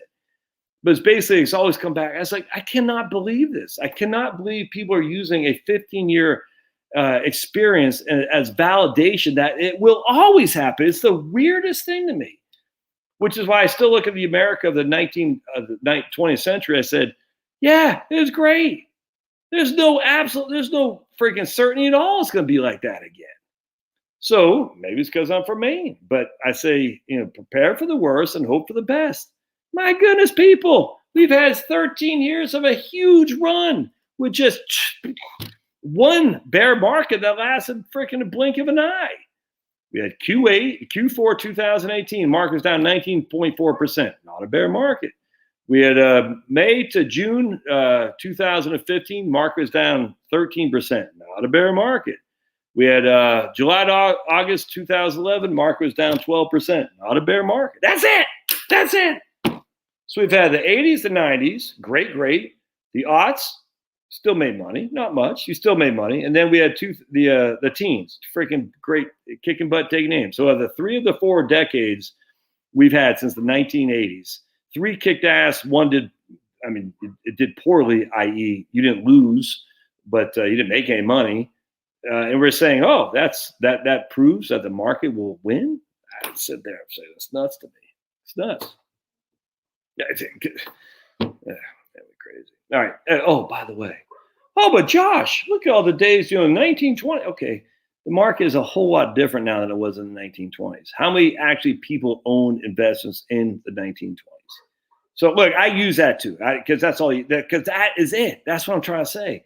We don't have a huge level of evidence or experience to say the market does this or the market does that, because the vast majority of people were not involved in it back then. And I use the 1800s too to show you that deflation does not kill the market. We show that in the 1930s, the deflation hurt the market. In the 1890s, the 1870s, 1880s, 1890s, that did not happen. So of deflation, we've had 3 to 4, maybe 5 major experience of deflation. 3 did well. The market kicked butt, took names. 1 did poorly. The 1930s. I can't remember the other one. But anyway, so deflation certainly does not mean a depression, bad market experience. It just does not. Now, the evidence of the Great Depression would say yes, but that was one time. All right. So then we have inflation. We only have one time cycle of experience in that regard. And stocks held their own. You didn't make much, but you didn't lose. And then bonds held their own too. So what does that mean? Does that mean, freaking, we're going to be, I don't know. All I do know is if you got a debt and you have 13 years of a run and you got some cash on the side already, you might want to take some cash on the table to pay down some of your debt. That just makes sense to me. And as I read in that book earlier tonight, when people were foreclosed on, why were they foreclosed on? Because they had a mortgage. Can't get foreclosed on if you don't have a mortgage. Can the sheriff put you out? Yes. Yes, the sheriff can put you out, regardless of a mortgage or not. You didn't pay your property tax. The sheriff can put you out even if you don't have a reverse mortgage. Just FYI, a reverse mortgage does not mean the sheriff puts you out. Why does the sheriff put you out? Because you didn't pay your property tax. Reverse mortgage or not, no mortgage or not, you don't pay your property taxes, the sheriff will put you out. Just that simple. And there's no freaking, 1.3 for the 10-year. Right on, man. Right on. All right. There's Murray. I rolled over 401k Schwab IRA. Customer service is great. Hey, look at that. Marie, freaking awesome. So I like Schwab. I'm partial to Schwab big time. That's good. Jennifer ain't no fool. I'm not sure who Jennifer is. So that's good. Let's see. I'll give him a call next week. All right. Finn doesn't like margin debt. He likes margin debt more than likes Fauci, though. Being debt free is important. We were mortgage free when I was 49. Right on, man. But I tell you, all right, so for the first time in my life, I got a little bit of money on the side. I tell you, it was burnt. I'm telling you, I was listening to my man Owen Benjamin talk about this the other day. He goes, once you start getting some money saved, you start thinking, I could buy that and I could leverage that. But I tell you this, I said, man, spot on. So I start having some money on the side. That's why I said I can't have this on the side anymore, because if I know me, I'm going to find, you know something, honey, we could buy that second house. We got a nice down payment. Now we got debt on that house and on this house. I said, I can't do that. So that's why I said, I gotta get rid of it. Get rid of it by paying down my mortgage, if that makes sense. Because I know what it's like to have cash on the side. I have never had that much cash on the side. It was nuts. Never had. And I said, look, I'm not talking millions of dollars. Trust me. I'm far from that. But at the end of the day, I had a bunch that I've never had in my life sitting in a checking account or a savings account. And I said, but you start feeling the gremlins kicking in there. Old Satan is out there saying, hey, man, hey, cheap money. That's this guy on a realtor on this very channel a couple of weeks ago said they're basically giving away money now. You'd be crazy not to borrow or something like that. And look, he's in the business, so I get it. But I'm like, yeah, you're right, man. You'd be crazy not to borrow. They're giving away money. I said, ooh, we should go buy a second home. Oh. And I just thought about it. Pay down the debt. I can't, man. 51 years old, still got a mortgage on this puppy. Can't do it. Not doing it. And the ironic thing is, we got this pool here, which I love, and it costs $120,000 we pay cash for, which is fantastic. I love it. It's fantastic. And the kids have people over. My wife's out there. It's just I'm out there on occasion. How many times have I actually gone swimming in it this summer yet? Not that much. You know what I'm saying? I haven't actually used the pool itself. I've used the landscaping for the back patio and stuff a whole lot more. I've actually used the actual pool, and I like the aura of being back there. But at the end of the day, it's kind of like, let's just say you got a beach house. I'm not getting a beach house. Can't afford it. But part two of that. And I was talking to this guy yesterday or the other day. It's like, how much would you actually go there? Look, just say you own a second house. How do you go there? I mean, I know some people do. I don't own a second house. But do you actually go there enough to make it warranted? I don't know. I just think, I don't even go out there on the pool as much as I got it out there, if that makes sense. So the idea of, packing up everybody and the dogs in particular and going to a, I don't know, freaking beach retreat or a mountain retreat. I don't know, man. It's not something I think we'd do that much. I think it sounds good in theory, but in reality, I think kind of like being at home. All right, we get monkey butt here because he is barking at Fauci. All right, he's not coming. Come on, Fauci's not coming today. He's too busy at the Washington Nationals game without his mask on. All right, here's Jason. I want to be 5% cash and 95% that ETFs and mutual funds on 47. I have 500,000 non-401k. Oh, that's fantastic. 500,000 non-401k. Come on, big baby. That's fantastic. Thoughts? I'm currently 10% cash. That makes sense to me, man. I like it. 10% is good.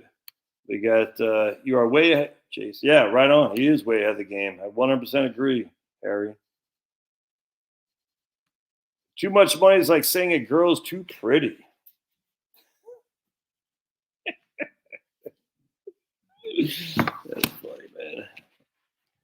If the world ends, how will your investments do? They're going to do great. They'll do great. Absolutely. Those last years I was working after mortgage was gone were blockbuster savings. Exactly. Oh, man, such a great way to look at that. This is Dave Ramsey, where he's so smart. You're like, dude, so let's just say your mortgage is $2,500 a month, and then all of a sudden it's paid. Now you got $2,500 a month. That's $30,000 a year you can plug into other things. That's kind of the way I look at it. Exactly right. I also look at it as imputed income. And again, imputed income is the income you don't need to make in which to pay the mortgage, which means it's the income. Not only do I not need to make it, I don't have to pay taxes on it in which to pay the mortgage. So not only do you have the free cash flow, but if you don't have the cash flow because whatever, you quit your crappy old job to take a less paying job, it's less taxes too. If that makes sense. Or if you still earn your job and you have no mortgage, all that extra money you can squirrel away 100%. 40% equities, I think I'll stay there even with a big correction. It's a Wellesley fund, 100%. I love Wellesley.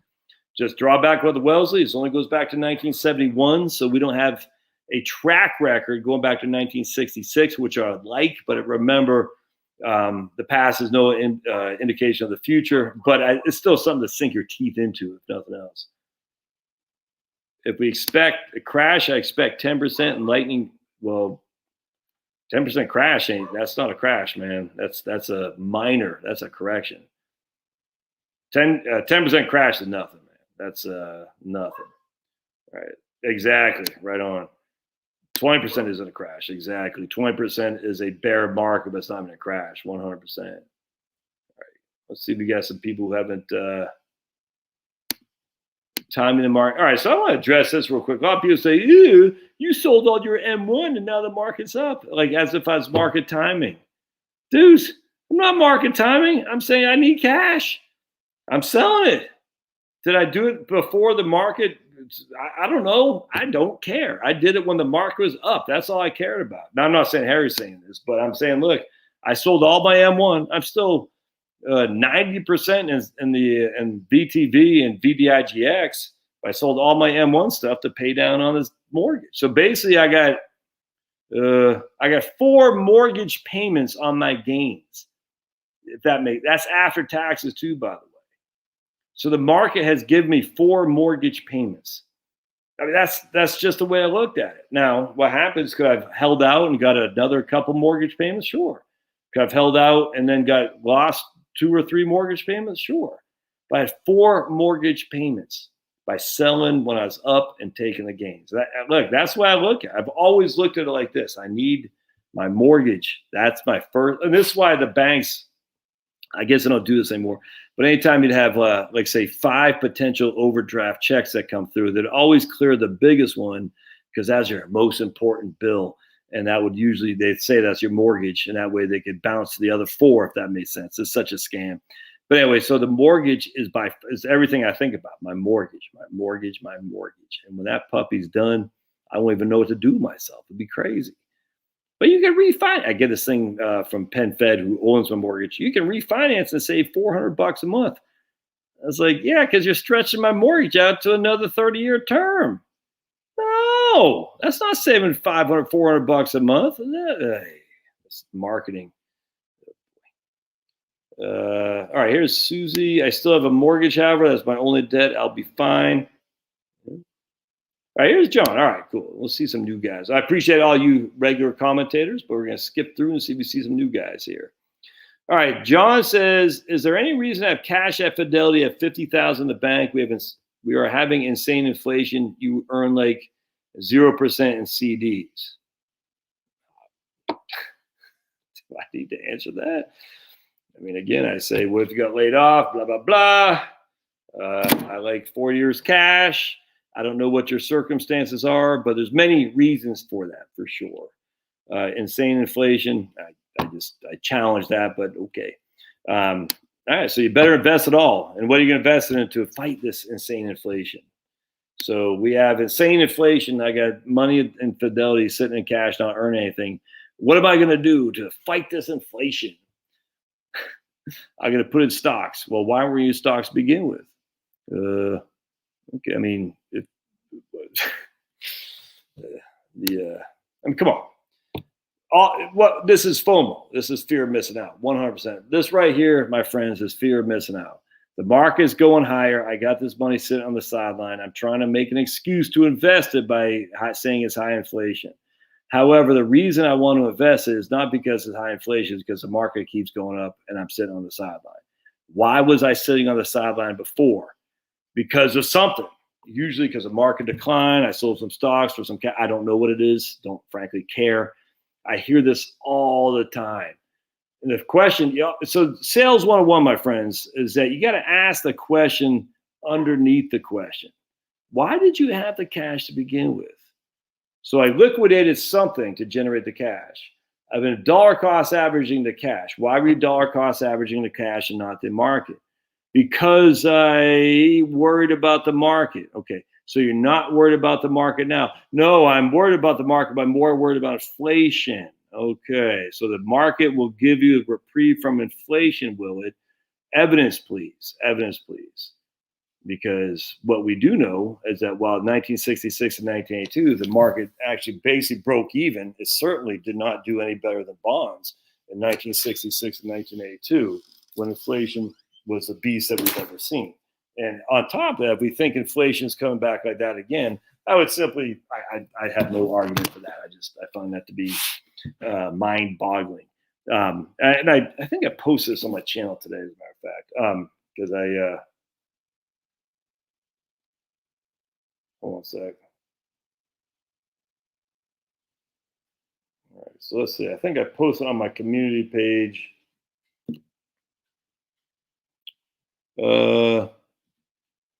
I guess I didn't. Too bad. I thought I did. We had oh man, I thought I did. Nope, I guess not. So we had a major fall. You're on the mat. When you come up off the mat, then inherently it's going to be inflationary. I'm just stunned that people just don't get this. So we've had the worst inflation since 2008. Okay, and what happened from 2008 till today? Was there any inflation? In fact, I was just listening to this podcast today while I was working out. See if I can't find it. The Planet Money from NPR or whatever it is, public radio. Yeah, I can't find it. Talk about, blast from the past, how Paul Volcker killed inflation. And Paul Volcker, by himself, he killed inflation. And their whole argument is that, again, it's just silly, man, that as if the Federal Reserve can control the economy. And the people at Planet Money made it seem like Paul Volcker was in charge of the economy. Paul Volcker, Ronald Reagan, Bill Clinton, Obama, these guys are not in charge of the economy, man. It's nuts to even think that. It's nuts to think that Paul Volcker, by his own smartness, was able to whip inflation now. It's just stupid, man. Did raising interest rates have something to do with it? Sure. But that wasn't, that in of itself, you can't say this happened and thus that inflation is killed. There's lots that go into this. Lots. And how do we know this? Because all the I just don't want to get into it.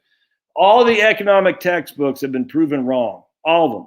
Because they all say low employment and low inflation, low interest rates, high government debts cannot coexist. And yet they've done it year over year over year over year. So everything in economics has been proven wrong. The point is no one freaking knows nothing. Did Paul Volcker and Ronald Reagan have to coincide with inflation being destroyed? Yes. Was it cause Volcker raised the interest rates and crushed the economy? No. It's because of deregulation. Benny, I'm not doing that again. You just tried. He keeps, no, don't give me that look. And so because we opened up things that made the prices come down to more reality, it's just that simple, man. Now, I have no idea what's going to happen next. No one does. This idea that economists, they can control, they're experts after all. What else did the stupid Planet Money people say? There's something else too, like, I forgot what it was, but, oh, that's what it was. They had this thing on coconuts. That's what it was. So you're sitting on an island. There's 1,000 coconuts. and there's $1,000 to buy all the coconuts. Each coconut costs $1,000. That's what they're using for an example. So a helicopter, Ben Bernanke flies overhead and drops another $1,000. So Planet Money and other economists will say, now each coconut costs not $1, but $2, because there's now $2,000 in the supply. So the money supply is $2,000, whereas previously is $1,000. There's still only 1,000 coconuts, and as such, each coconut has now gone up in price because too much money chasing too few goods. You know, that's the old monetarist thought on inflation. And so Paul Volcker says, yes, we're going to slow down the lending because the lending is what stirs inflation, stirs the velocity. High interest rates keeps businesses and people from borrowing. As such, that will create less consumption, and less consumption will also lead to less inflation, blah, blah, blah. The problem with that is, as we've learned from Japan, is that when people have a recessionary time, what's called the recessionary balance sheet depression or recession, I'm not borrowing anymore. I don't care what your interest rates are. I am not borrowing. And that's how I am. I'm not borrowing. I'm not doing it. I don't care what the interest rates are. I'm trying to pay down my debt. I'm not borrowing because I know what happened in 2007, 8, starting in 2006 is leveraged people got smoked. This is a phenomenon going back to the dawn of mankind. Leveraged people are people that debt. They got smoked. You can't pay your debt, you go bankrupt. You lose everything, man. And so people say, I'm not doing this anymore. I'm not borrowing.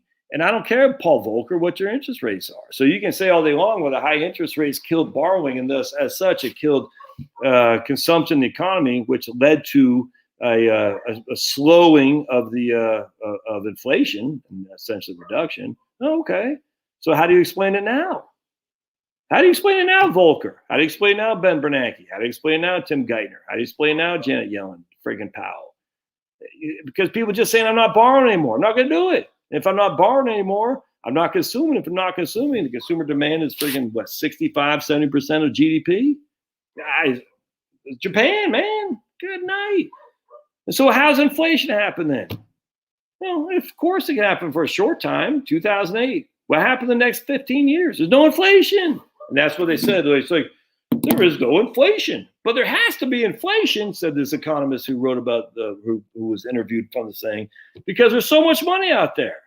It's sitting in the banks. Now, of course, this is going back to the inflation of the asset prices, which I actually agree with.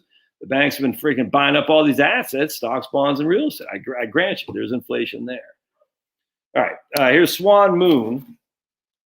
Let's see what we got here. Hold on, Liam is texting me. Oh, man. Hold on a second. On live stream. What's score? Game. He like, Liam loves basketball.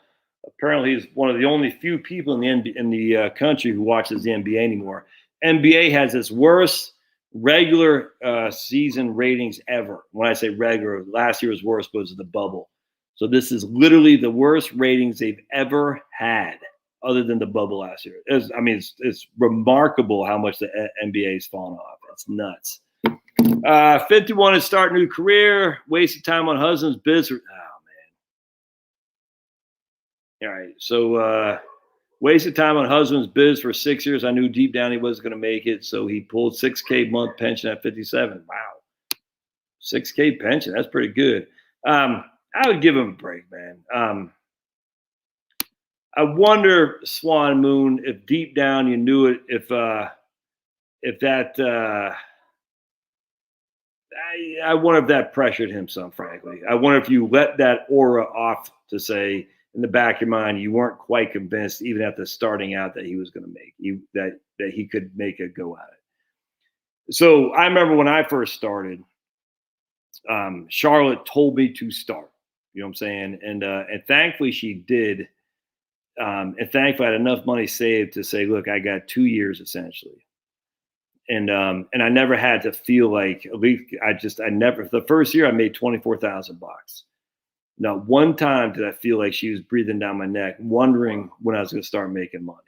Now, after 2 years, I would have been nervous by that, but not one time. And I'm just telling you, man. And I'm not saying this is what happened with you, Swan. I'm just saying at the end of the day, if a person's going into business and he feels or she that the spouse isn't there, that's tough. That's tough. If I had, guys, got me up the wall tonight, man. I love my dog, but man, he is loud. All right, just come on. Come here, Finn. Let's go. Finn again. Finn, right now. Come here. Finn. Anyway, so if I would have had that pressure on me, I don't think I would be as successful as I am now, because the one thing, anyone can smell a desperate salesman from a mile away. You know what I'm saying? Come on. And if you're desperate to get your business going, you're like, oh, I better make this work or else Swan's not going to be happy with me. That's a tough road for your husband there. So hopefully that's not what happened. But given that you said in your heart you thought he probably wasn't going to make it, I wonder if that is what happened. Let's see here. Earning more money, appreciation, and distributions than from our earnings. Compound interest is the eighth wonder of the world. Maine's a pretty state, almost as pretty as Massachusetts. Ban him, Jill. Let's see. Here's Christopher Brantley.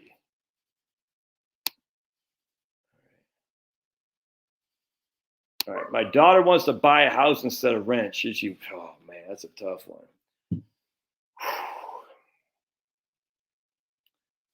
She should read my book, Strategic Money Planning, because I'm telling you, man, it's really contingent on how long she's going to stay. Would you come on? The neighbors don't want to hear you.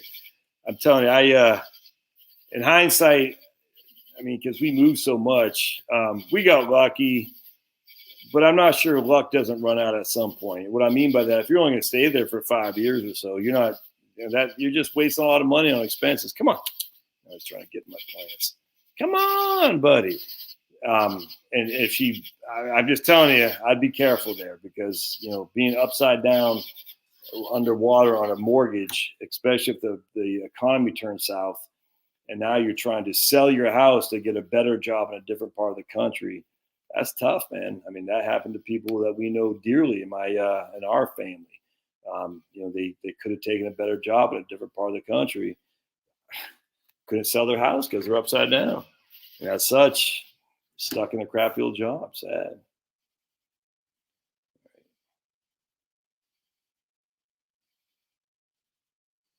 Daryl says, Swan, why didn't you tell him? I'm not sure what. All right. There's Harry. There's Harry. Oh, I do. Harry would be chomping in on EVs. All right. Good job. All right. Houses are like hotcakes. Nothing out there. Less cars will be sold in 2021. Interesting. I think that's right. Yeah, because the cars are so pricey, I guess. Here we go. I love the retirement commercial where the dad tells the little girl who has tennis balls flying past her not to be afraid to rush the nets as he stands there doing nothing. Huh.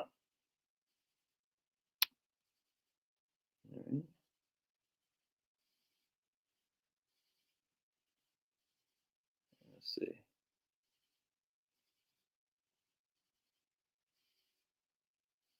Casinos can drain a retirement account fast. I've seen too many people retire early. Ooh, yeah, man, that's horrible, Daryl. Damn. Hang out at the casino and trying to beat the system and lose most of it. Oh, that's freaking evil. Evil. It's almost like the lottery at your state. They really care for poor people. I'll never forget. I used to work at People's Drugstore back in Silver Spring, Maryland. I'll never forget these people coming in. The minute Social Security checks came in, they come in to play the numbers. It was legalized theft, man. I remember these old. It's not mostly a black area, but I just remember these old black people with Social Security checks. It's pretty diverse. Maybe that part of I guess there was a couple parts. I can't remember. Anyway, coming in and just running the numbers. Oh, because I can't remember how we used to do it, but we didn't cash the Social Security checks, but you knew when the Social Security checks came in because you had a line of people coming to play the numbers. So it's just sad. you're like, man, because they just want. And actually, I don't know if you were here, but I was telling Liam, they went to the horse tracks today up in California, and it looks like Chloe won some money, everyone else lost, and I say, thank goodness, because winning can make beginner's luck can really turn the screws on the brain to think, if I just do this a couple more times, I'm rich. Oof. And it's not good. Not good. Gambling is a very addictive thing here for sure. Hey, James. All right. Cash is a great place, great thing to have going to retirement. Right on, man. Gavin, I love your insight. Thanks for all you've done on your channel. You got it, Gavin. All right. Happy beer drinker, likes to drink beers.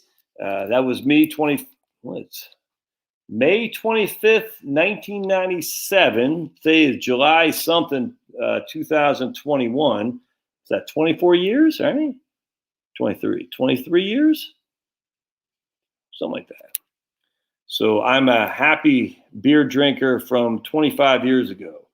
I should have my mortgage gone by the end of the year. Right on, man. That's fantastic.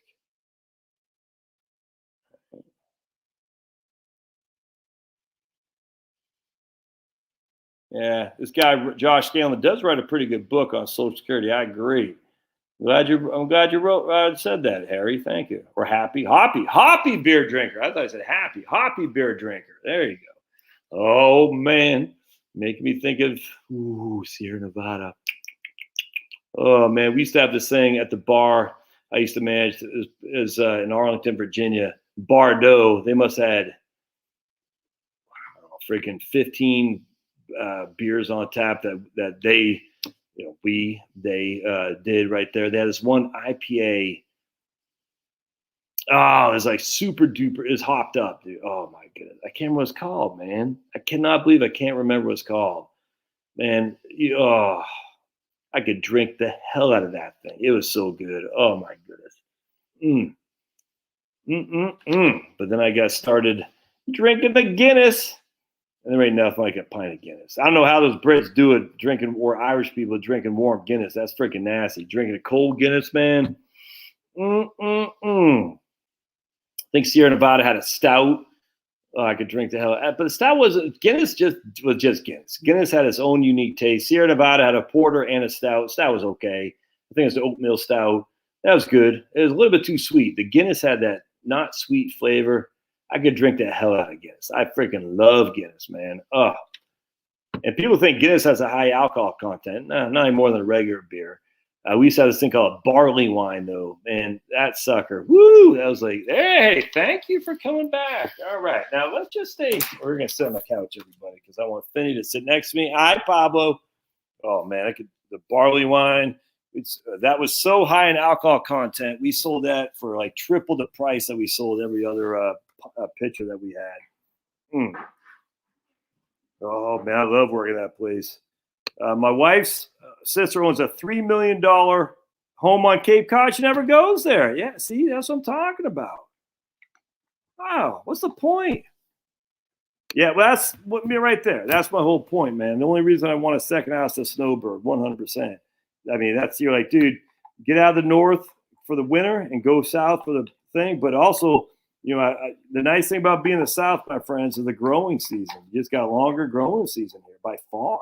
I was talking to some lady up in Maine the other day, and she's like, man, we already got tomatoes. And she was buying it or just starting. She's just starting to get the fruit, but not even where they're turned yet. I'm already eating. I've been eating tomatoes all day long. So I guess, but I guess with global warming, we'll have longer growing seasons anyway. So it's all good. What else? Oh, Mark, all right. I want to buy a new car that can make it across the country. I don't want a fancy car. Yeah, 100%, man. 100%. Don't buy a Mini. I'm telling you, dude, the freaking battery. You can't even change the battery. It's nuts. It's nuts. I mean, could you? Yes, you could. Is it a pain in the ass to do? Yep. And again, Scotty Kilmer was saying something about the timing belts. You're like showing how to get the timing belts. It's like, why would they do that? Why would they put this is insane. Why would you do that? You got to lift the engine just to get your belts. And the battery, I'm like, nuts. They can all kiss my butt. Freaking Germans. And I'm German, so I can say that. Kraut's German. Deichmann is my granddad's name, Deichmann, so I can say that. I can bash on Germans because I'm part German. All right. Let's see what we got. Bruce. All right. Pre-ordering what? What are my? I like Dave Ramsey, man. I'm a big fan of Dave. I think his stuff on investments is nuts. I don't, and I think he's. I think he. I think he ruins, in some regard. It comes a little bit arrogant. If that makes sense. I'm a little bit arrogant. I mean, if you're going to be a personality, I suppose you're going to be arrogant. But I think he ruins it to some regard by his stance on various things that simply just aren't true. I think he doesn't like whole life insurance, and there's whole life is not reverse mortgages, whole life, annuities, firearms. All these things are neither good nor bad. They're inanimate objects who have no value until you do something with them. That's what I don't understand. Is a reverse mortgage for everybody? No. Can a reverse mortgage work? Yes. Is a firearm good or bad? It is neither. It just is. You see what I'm saying? Can I use a firearm for good? Yes. Can I use it for bad? Yes. I don't understand this. Or the whole thing with buy term and invest the rest is just dumb too. I'm not sure. I'm not attributing that to Dave Ramsey, but the Bogleheads at Vanguard, buy term and invest the rest. Who does that? No. I mean, I'm going to be broad brush. No one invests the rest. They buy term and then they'll invest some of the rest. And then reality kicks them in the butt and they're like, I'm telling you, man, buy term, invest the rest. It never works like that. Should you buy whole life insurance or universal life insurance when you're 60s? No. Should you buy it when you're young, when it's cheap and you can freaking get the cash flow? If you have the cash flow, absolutely. But to say whole life is a scam, reverse mortgages are a scam, it just is nuts, man. I don't understand. But yeah, his death stuff is fantastic. It's freaking awesome. It's awesome. It's really freed up financial freedom for a lot of people from his takes on debt. Unfortunately, he loses a lot of street cred with the financial planning gurus because of his other stances and his kind of arrogance as well. And I don't get that. And one thing that annoys me actually about Dave Ramsey is that he'll sit there and I think do this deliberately. And I know why he does it, but I think it's overpromising and ultimately will underdeliver. So his defense on saying 10 to 12% in good mutual funds or whatever is that will get people to invest. And because if you look at like what I say I don't think you should expect that at all. I say about 6.5% on stocks, 2% on bonds, and 0.5% on cash. Now, Dave Ramsey doesn't know who I am, I grant you, but he has heard enough pushback that he's addressed in a couple of his videos. And I don't watch him that much, but I did catch this video probably 6 months ago. And he said, if you're saying that no one's going to invest, and the facts are historically you have earned 10 to 12% a year in the markets. So basically his premise is you need to tell people that this is the amount of money they could receive, and that will get them off the stump in order for them to invest. And I get that, actually. I think it's actually a fair statement. However, what happens, look, I've seen it. I mean, I've been around, is that when people think they're getting 10 to 12% and then instead they get a 30% shock, they don't invest ever again. And they sell out and they say, we have people on here, they've been in cash since 2009. And now they're like, what do I do now? I'm like, dude, I got nothing. I've turned probably 10 clients away just last year alone. People say, yeah, I've been out of the market. I want to devise a plan to get back in. I'm like, I'm not touching that with a 10-foot pole. Why did you get out? I was scared. Why are you getting back in? Because I missed so much. That no, stay far away.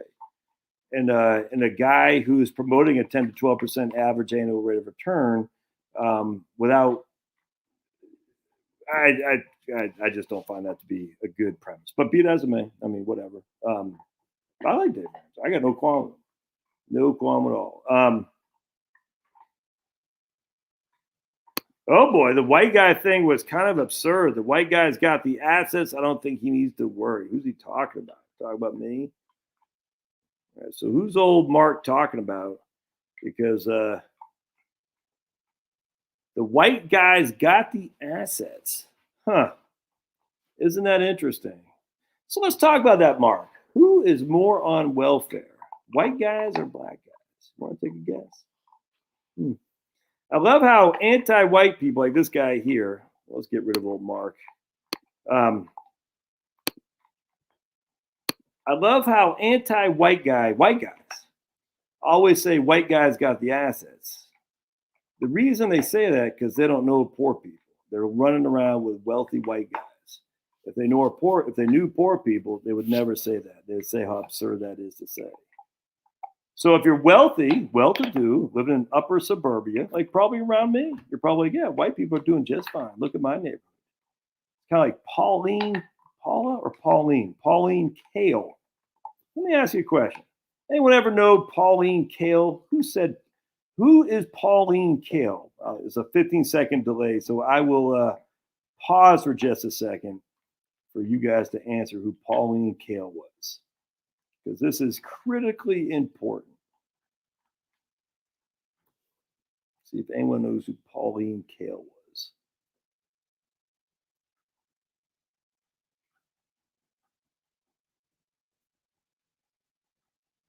I'm not sure who Mark was responding to as well. If you don't like white people, this is not your channel. This is not a pro-white channel. It's not. It's just to say at the end of the day, white men are on the outside looking in. And to say that is not true is to put your head in the sand. It just is. Does that mean whites are great? No. But white men deserve a fair shot just like everybody else. And right now they're not getting it. And to say otherwise is silly. Just because Jeff Bezos and what's his name, Zuckerberg, are white guys who are doing well, that has nothing to do with me. I'm doing well. Derek N. So what's her claim to fame? Derek N. Good job, man. What is Pauline Kael's claim to fame? Some of you guys got to know this, man. Some of you guys got to know this. Because this is critical to understand. What's the word I'm looking for? I'm not sure what the word I'm looking for is. Your biases. Your biases, how things revolve around you, create your world that doesn't truly exist. So let's see if my man Derek knows who. I don't do films, film critic, right on. Yeah. Dude, one day in town. That you are the man, sir. Both, all you guys. I don't know if Derek or George knew this. But nobody I know voted for Nix. That freaking class. This guy right here, one day in town, is fantastic. So old Mark, what's his name, Cole or Keller or something like that, says white guys are doing just fine. And because the white guys he runs with are doing just fine. You see what I'm saying? That doesn't mean white guys are doing just fine. And the funny thing is, all the anti-white propaganda say, oh, white guys are more on welfare than black, so you shouldn't be against wealth. You shouldn't ever use the welfare queen thing. I said, the welfare queen for me wasn't referring to blacks at all. I know Reagan used that. Did he say it was a black lady? He'd make some arguments that there's a welfare queen in Chicago, so you can put two and two together. But you still have to make that case. He didn't say it's a black woman. The point being is all these guys, they say white guys got all the money and white people are on welfare more. You can't have it both ways because both things are true. But the problem with that is just because this right here and what you got between your legs does not mean that you have all the money or on welfare. So to throw, as a white man, this guy, clown, to throw in to say all white guys are doing fine, it's just friggin' it's ignorant. It's not ignorant. It's racist. And I don't have a racist on here. No racists allowed, man. So just FYI, if you're going to be racist, you're not here. I'm going to ban you because I don't want anything to do with that. And that includes racism against whites too, because we do have feelings. All right.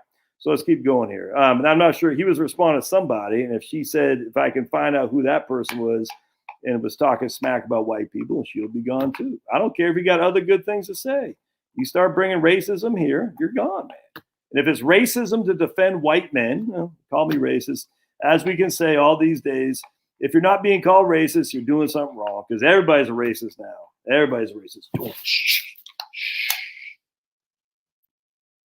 Oh, even Finney's saying, what, Dad? Did you know Hitler drank water? What? Did you know I drink water too? What? Holy crap. You see the connection? Hitler drank water, so don't I. Anyone who sees what they did to Trump should recognize now that none of this should fly anymore. The minute they start doing that, just walk away. These people are nuts. Don't want anything to do with them. I'm just telling you right now. Because they're not worth your time. They can do to Trump. They can, and Trump had the megaphone, the money, and they can still get away with it. They can get away with you too. And those who say there's no such thing as cancel culture, they don't know what the hell they're talking about. Cancel culture is out there big time. And the people being affected by cancel culture, you will never hear about because they're just regular Joes. All right, so let's move on because that bores me, Frank. Well, actually, I like that because I think it's fun. I think a lot of libs are so used to bullying and so used to winning and scaring white people that because white people can't defend themselves because to do so would be called racist, that a lot of libs are used to saying, how dare you? And you're like, nowadays, after what they did to Trump, man, if you're not willing to take the arrows, I got nothing for it. That dude took the arrows. I got problems with Trump, as Jill knows. But at the end of the day, man, let me tell you, that guy, he did a lot of good things. A lot of good things. I'm for that. I'm grateful. All right. All right.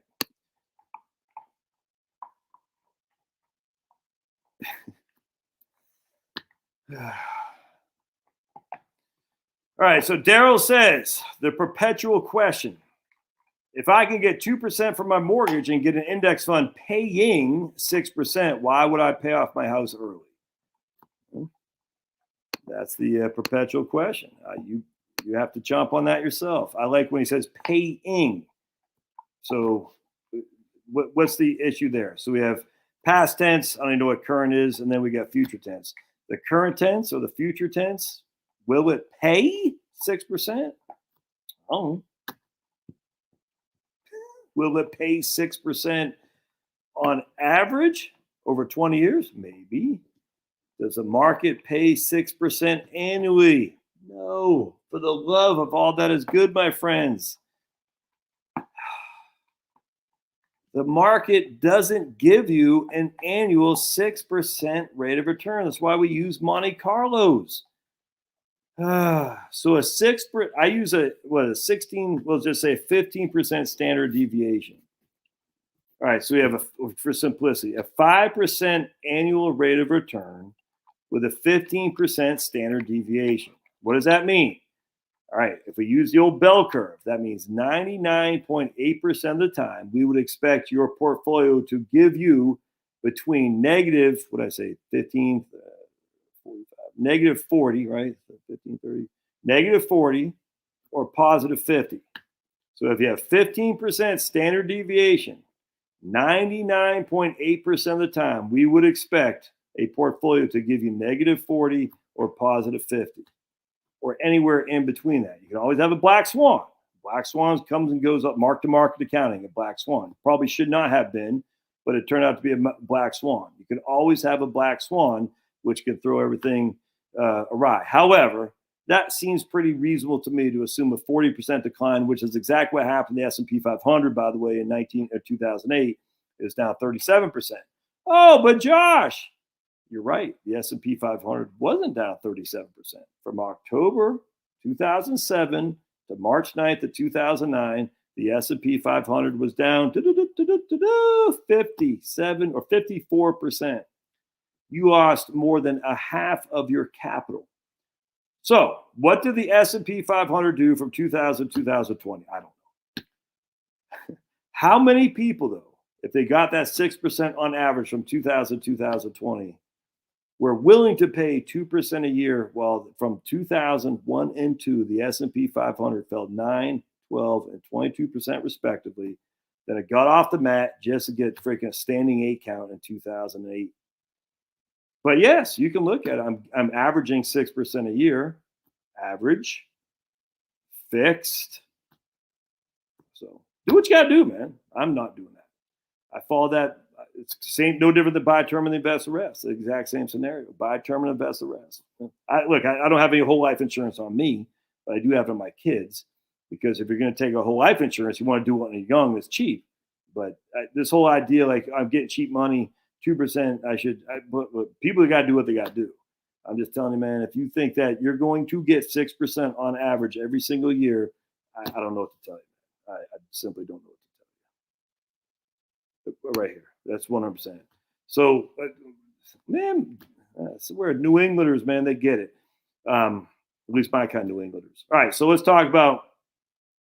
All right, so we averaging 6% a year. I still get a mortgage and I get laid off. So the market is down. It's March of 2009. I just got laid off, but I did average 6% a year. But now I got laid off and I still got a big fat mortgage. I don't understand why people, after all this time, I don't get why people still can't get this. It's the weirdest thing to me, man. I know why, because this is the beginning of the sign that we're definitely coming to the end of a market cycle, because we weren't hearing this in 2013. I'll tell you that right now, because last decade it scared so many people. You didn't hear any of this. I'm just telling you, you did not hear this kind of stuff in 2013, even though we were 3 years removed from the 2009 debacle. That spilled into 2009, 4 years, I guess. But now we're starting to hear this more and more. I'm getting cheap money. They're giving away the money. I should invest. I mean, so again, everyone should leverage their house. I mean, that's why I always say to people who say this, not Dave Ramsey. There's another guy that says something like this too, that you should never pay off your mortgage. Who was that? Was it Edelman? I think it might have been Rick Edelman. It's crazy. I said, in that case, everyone should be fully leveraged, 100% debt to equity, or a loan to value. Everybody should have 100% loan to value. Banks won't do that, but everyone should do 80% loan to value. Why ever pay off your mortgage? I mean, literally, why? Because I get 6% of the market, 2% on the bonds. You should never have more than 20% equity in your home. And the only reason you have 20% because that's the max the bank will require for this extended terms. It's freaking crazy, man. Crazy talk.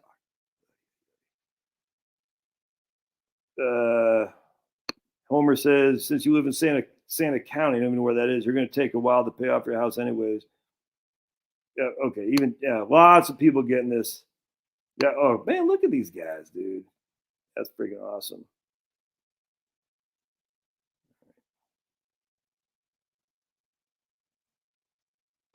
Guaranteed return versus betting market will return. Yep. I could not agree more. Man,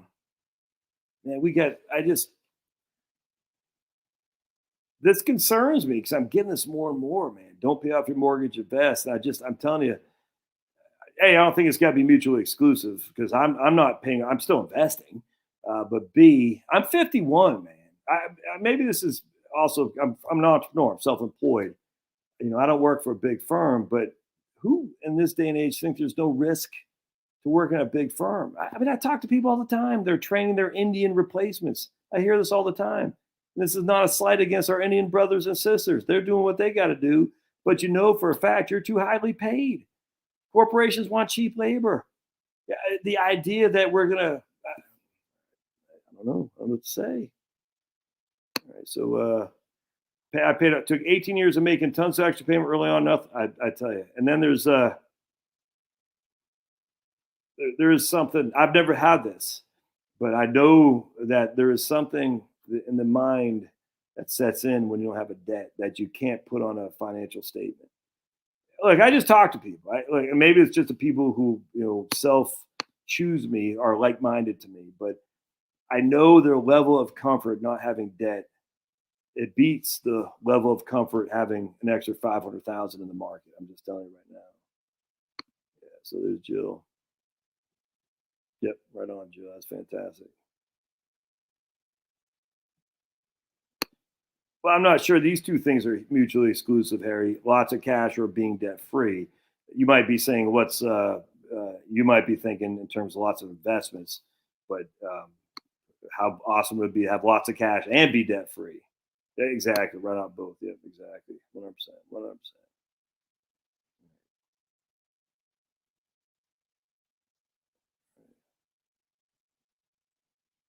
Well, I cannot. Jill talked about that. Ike paid mine off in 7.5 years, 20 years ago. Makes for great cash flow, 100%. You have no mortgage, all that money is just waiting to be spent, man. Those in casinos fail statistics class. They failed the real world, man. They failed real world. Racing stocks. Precision clays. Okay, we were talking about that. Oh, we already went all through these. Okay. Uh-oh, I think DB Douglas is trying to make a move on old Swan Lake. Is that her name, Swan Lake? I have VA check and I'll get a pension retiring. I want to buy an RV and hit the road. You and everybody else, Chris. I'm telling you, everyone's doing this. I'm thinking start a Roth IRA or a deferred comp through work. 41 years old.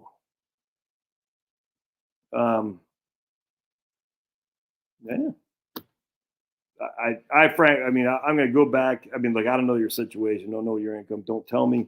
I'm more convinced than ever that deferring money to the future is a bad scenario. I really am. I'm not doing that anymore. That is just me. I mean, I certainly could be proved to be wrong, but I'm telling you, man, I cannot tell you how many people I just work with who are 60 years old and they got no income other than taking money out of their 401ks. They got lots of money in 401ks, but because that's their only source of income, you know what they got to pay for? Huge medical premiums.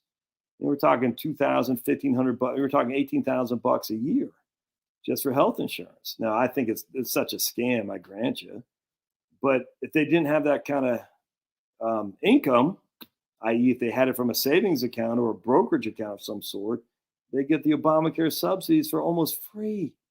It's like freaking $50 a month. I mean, it's nuts. So working with some people here in Georgia just the other night, great folks.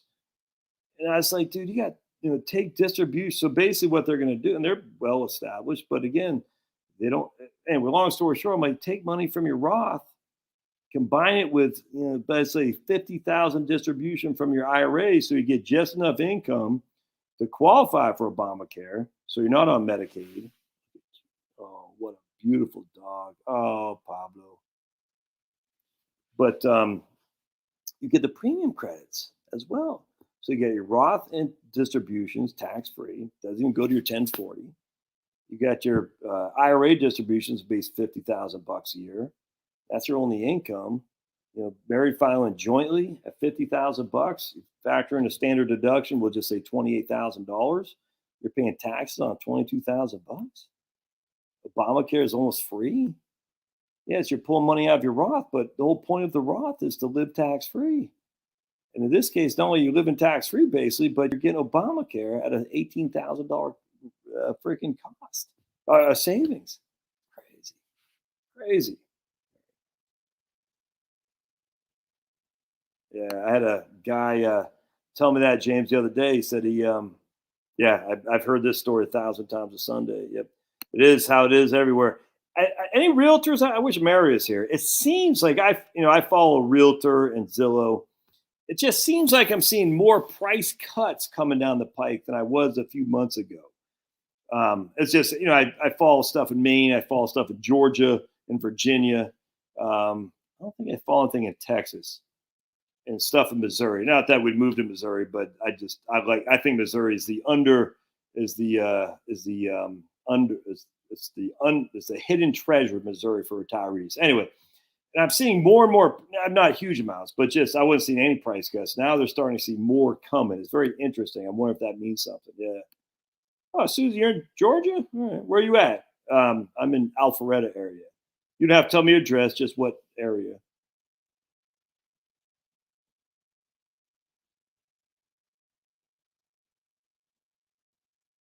Two times four and some change, or five and some change now. Pressure treaters were for something. Hey, Chris Barfield Financial. If you're not signed up for his newsletter, you are wrong. Barfield Financial, and Chris is very into knife making too. So, Chris, if you want to promote your knife website, by all means do so. I forgot what it's called, just can't remember. Chris is a freaking rat fink, though. So he has let's just put it this way. He has a way to scare the living hell out of you in his car if he drives by you when you're eating dinner with him and you're both going to your separate ways to your vehicles. And then, so I'm walking my car, just mind my own business. And, hoping that the Atlanta traffic won't be so bad going home. And all of a sudden, a guy drives by me and does something with his vehicle that freaking maybe, but basically poop my pants, if that makes sense. I basically had to throw away my dungarees, or what they call dungarees. That they call them. I did not poop my pants, but man, freaking rat fink scared the hell out of me, man. Oh, the girl was his retirement plan. That is awesome. So this guy was, you should charge the net. The girl's like standing around. Oh, that is classic. He's like, she's like, I'm too lazy. He goes, you're my retirement plan. Oh man, that is awesome. Oh man, that is awesome. Josh, your work reaches the most dense of us, i.e. me. Oh man. Yeah, 100. It's crazy. It's crazy. Why would they do that? You got it, Dan. I'm gonna do one on. I don't want to. I don't want to say it. I don't want to say it because the minute I say it, I gotta. So my wife and kids are out like, this is the time I'm gonna finish up my book of fiction, and I haven't done. I don't know. I get all these ideas and stuff, and then I start halfway, and I'm just like, yeah, now I'm bored. My brother, we talk about this all the time. Why? Why do we do this to ourselves? I'm gonna do this. Yeah, I don't want to do that. I hate that. It's like what do they call that? There's something kind of terminology. You start something, then well, we've been on here for 2.5 hours. Damn, man, crazy. What are my thoughts about playing for a spouse with? Yeah, oof. You better get some life insurance, and you probably want to, not knowing your whole situation, but if I mean, you're gonna need some life insurance. Really, assuming you go first, my man, which we always want to assume, given that your spouse, your life insurance is what you got. I hopefully you can qualify life insurance. Oh, Guinness on draft, extra cold. Oh man.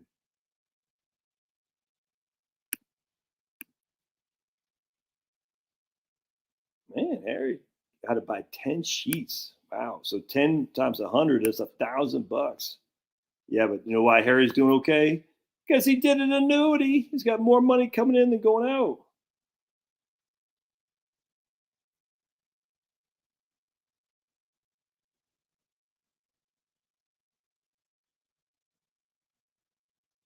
Yeah, I heard about. I also heard I just read someplace yesterday that one of Elon's trucks. Well, I forgot what it was called. Was a bust. I forgot what it was. It was a big one. Everyone's talking about it. Anyway, but with that said, I mean, look, I don't own any Tesla stock. I'm not. Look, I get the idea of going from 0 to 60 in 2.6 seconds, quiet as a church mouse. If that's cool for you, that's fun. I'm not buying an EV anytime soon. Did you notice, by the way, that the European EU is now saying they're going to ban all ICEs and hybrids by 2035? Just freaking idiots. Now we'll see if that comes to fruition. But the European Union is saying they're going to ban all internal combustion engines and hybrids. Remember, hybrid isn't a freaking Prius? Isn't that a hybrid? That's a hybrid. Yeah, the Leaf is all EV. Freaking just clowns, man. I'm like, okay, so how about you're going to let your over the road trucks? They're going to be all freaking EVs. Well, not those. Yeah, it's just clowns. Clowns.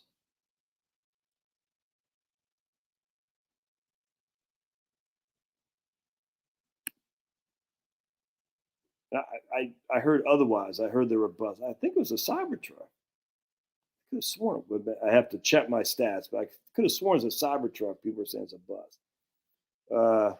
Ramsey was a real estate guy. Okay, yeah, but he was a bust in that, right? Didn't he leverage himself up and got smoked? Hey, Frenchie mom, all right. We're 6 years out from retirement. We'd like to rent short term and explore living in various places. No, I think that's fantastic.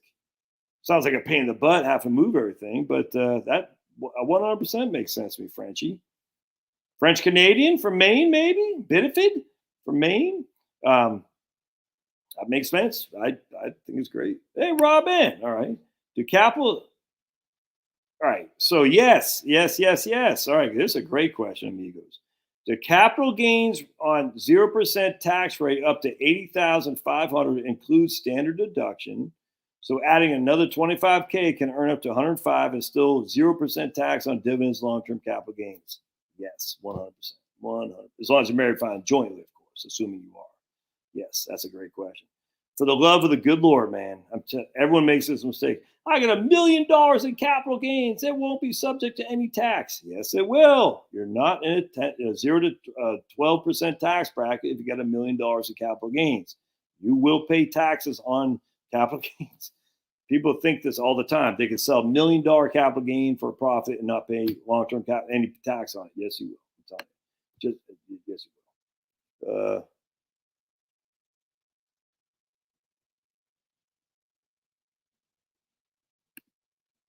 Wait, so Florida, South Carolina, or Texas? Yeah, I'd probably have to agree. Harry said he lived in all 3 states. Go with Texas. East Texas, man. If I had to move back to Texas, it'd be Tyler. Love that area. Tyler, Texas. I buy all my trees from Bob Wells Nursery, which is on East Texas. All good, man. I talked to him a couple times. I don't know him personally where I say he's my boy. But if you're buying some fruit trees, Bob Wells Nursery in Medina, something like that, Texas. I forgot what it's called, but it's right in East Texas for sure. I would have to agree with him on that one. Most people do zero research and have the time to manage individual stocks. I 100% agree. Yep. Harry Chu, all good financial planners like Josh and others are entertaining. Well, my dogs, man. You make sense. Dave Ramsey is so old school. He is fine, just so set in his ways and puts people on hold. Not really a counselor, in my opinion. I got no qualm with Dave Ramsey. I mean, if he's been getting people out of debt, that's enough without question. That's a win for me. Did you know Bezos is a Cuban?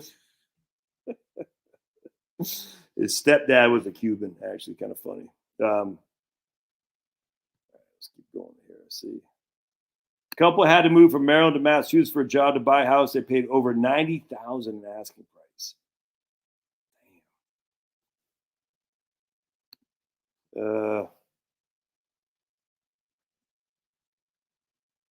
Oh yeah, if you lose a job, you're screwed 100%. I may move to another state for work, but want to keep my house where I live now. Is that a good idea? I need to negotiate my. Yeah, I don't know, man. That's tough.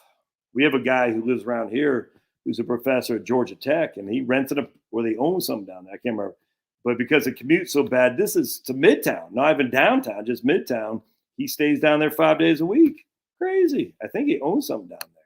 I mean, I get that, but man, yeah, it's hard to say if it's a good idea or not. I don't know. That's a tough one. I hate seeing 2 things going out the door to pay for lodging.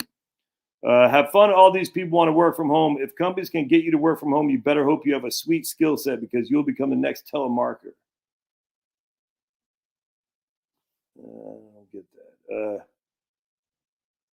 Vegas is a monument to the winners. No doubt, man. We got 0% loan for my wife's last car. We had the money to pay it off at the bank the whole time. Even give that, I hate it. That's 100%, man. I mean, that's the thing. You got no debt. I mean, you got 0. It's not the interest. That's what I'm talking about. We're becoming a different species, I think, in debt. We're like, I don't care what the interest rate is. I don't want to owe. My mortgage is 7 7/8, and I'm never going to refinance. I almost can't get that on the market. Why would you not refinance? I don't get it. My mortgage is 7 7/8, and I'm not going to refinance. Maybe you drink too much hops there, big guy. Yeah, I mean, I don't like buying individual stocks. I mean, I have a couple. I mess around, but buying a dividend or value fund, Wellington, Vanguard Value Index. What's the other one? VDIGX. Oh, these are all the Vanguard ones I know. which I own, actually, now I think about it. VDIGX, I don't own Wellington. VDIGX and Value VTV. I own both those. Yeah, absolutely. 100%. I'm a big fan.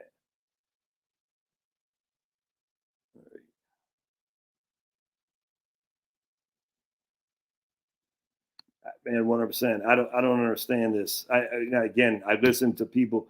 I listen to a guy who I respect say you're either willfully ignorant about Bitcoin in particularly, or you're simply ignorant. And willfully means you're trying not to understand. And the level of arrogance there to say, so because I don't agree with you and I'm no longer simply ignorant, that makes me willfully ignorant. I'm purposely choosing not to understand. And that's the kind of stuff that whenever people get that far saying it is this way, and if you don't understand, you are wrong, I always turn, it's a pretty libertarian guy too. I'm like, that's not very individualistic in my opinion. In fact, I would think most people who are individualistic, most contrarians would say that level of arrogance is going to make me go the exact opposite, because no one should be talking like that. I say something, you either choose not to understand it, you're willfully ignorant, i.e. you choose not to agree with me, so you're willfully ignorant, or you're simply ignorant, which you haven't figured out yet, you just don't know. There's no third option, i.e. I don't agree. And that's what's just weird to me, these Bitcoin people. I'm just like, it's bordering religion to me. It's weird. I don't get it. It's like, why? In fact, I just don't, why do you care so much? It's strange, man. And it's almost like, I kind of worry about myself doing this on my own channel, by the way. I'm not really convinced. I put so much time and energy talking about deflation.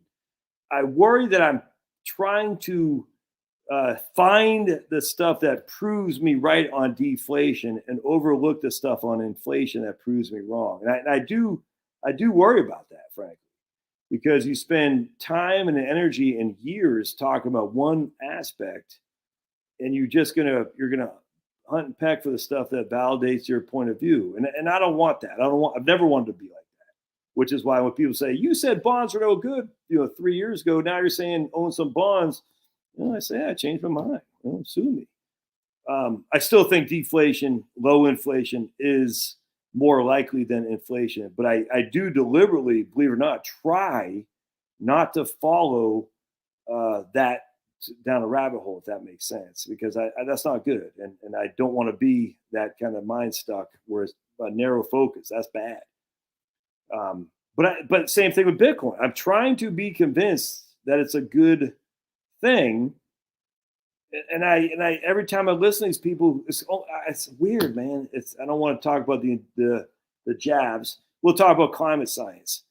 Every time that these guys say the climate science argument is coming out of it, it's such an arrogant that they are inherently not wrong. All the evidence is on their side. I'm like, it's just not, man. And the minute you do that, I'm like, now I have to look at the other side, because I don't trust anyone who talks like that. I would never trust anyone who says they know, for instance, they know for a fact that they're going to heaven. You don't know for a fact. You have faith. It's called faith. You can't prove it. It's faith. I believe in Jesus. If loving the Lord is wrong, I don't want to be right. I can't prove to you I'm going to heaven. And I don't like that either. The absurdity of this is the way it's going to be. Why? Why? Well, because, okay, that's what I'm saying. It's like you're saying because the whole thing is absurd to me. And I don't like that. Look, I don't like any person that are going down, it's this way, and if you don't see it, you're either willfully ignorant, i.e. you're pretending that you don't agree, or you're just dumb, essentially. And I find that to be absurd. And so I try to listen to these Bitcoin people and the climate change people, and it's like, if you don't see it, then you're basically willfully ignorant, or you just don't understand. It's weird to me, man. And this is my whole thing. Why I started going down the other side of the injection stuff, not just with the C19, but with everything. I said, anytime I asked a question on the V's, MMR, and all the other things that give to children, anytime I asked a question, the level of arrogance that comes from the pro-jab side is over the top. And I say, the fact that you're so arrogant, it's almost like you have to be like that to validate your own opinion. And this is why I was hearing this guy with his Bitcoin stuff. I'm like, you keep making these arguments almost like you're doing it to convince yourself. And look, this is why I don't like Christians doing this either. I don't like it because there's no facts to validate that you're going, you can't prove it, man. You can't. It's okay. It's faith. It's faith. I mean, you think about St. Thomas. Thomas, he had to touch to believe. So Jesus is accepting that fact that we have faith. He's not saying you have to have factual evidence because we don't. We have faith. It's okay. And I don't get why it's got to be, if you're like, and not to challenge your own thought process is, I find that to be absurd. That's why I like Styx Hexhammer. He challenges me on my own faith. And I like other guys that challenge me. Some of the guys are doing it a little bit too deliberately, like, I don't, or some guys just come after Christians. And that's why I don't have any antipathy towards Richard Dawkins. He goes at, I don't know if he does anymore, but he would go after Muslims. I say, as long as you're throwing all sides in it, I'm fine with that. But don't just go against Christians. That's easy, man. Just like the white guy, we're easy. White Christians in particular, we're easy. No one's going to defend us. But if you start going after other Abrahamic religions, then good for you, man. That means you're all in on your atheism, which I'm okay with. But that's the same thing too with like the idea that atheism is proven or the Big Bang Theory is proven. None of this stuff is proven. My good, I mean, think about the absurdity of the proven nature of human beings with these heads saying we can prove this happened. Nuts. Or we can prove there's no God. No, you can't. You can't prove that. Or we can prove there is a God. No, I can't either. Why? I don't get why people have this need to. It's like it has to be this way. It's weird. The one reason I think is because they're so doubtful of their own argument, they have to be arrogant in order to convince themselves. That's the only thing I could possibly think. So anyway, I try to avoid that. I'm not good at it, but I do deliberately try because I want to make sure that I'm not going down that rabbit hole. And if people give me evidence of inflation or evidence of this, I want to look at that. Say, let me look at that. So long story short, my whole thing with the vax is, let's just put this way. I have an uncle. I'm telling you, if you, I've said this a million times, you could take freaking horse manure, melt it down, and put it in a thing like that, and put the word vax on it. He would think it was good. He tried. I said, just prove to me, uncle. I can say his name. One of the nicest men you'd ever meet. On Facebook, not so though. This is what's sad about Facebook, and that's one of the reasons I got off Facebook. Because I was like, I'm sure he was disappointed in me, but I was really disappointed in him because I was like, you don't look like a nice person. And I guarantee I came across the same way. Guarantee, which is why I had to get off. I said, I don't like this person I'm seeing here. This isn't who I want to know. Anyway, long story short, I said, okay, uncle, prove to me through whatever research you can find that the CDC level of vaccinations that are recommended are safe. Prove to me that. And I'll say this till I'm blue in the face. And look, it's been a couple of years since I've gone down this because I've tried and I've tried and I've tried more.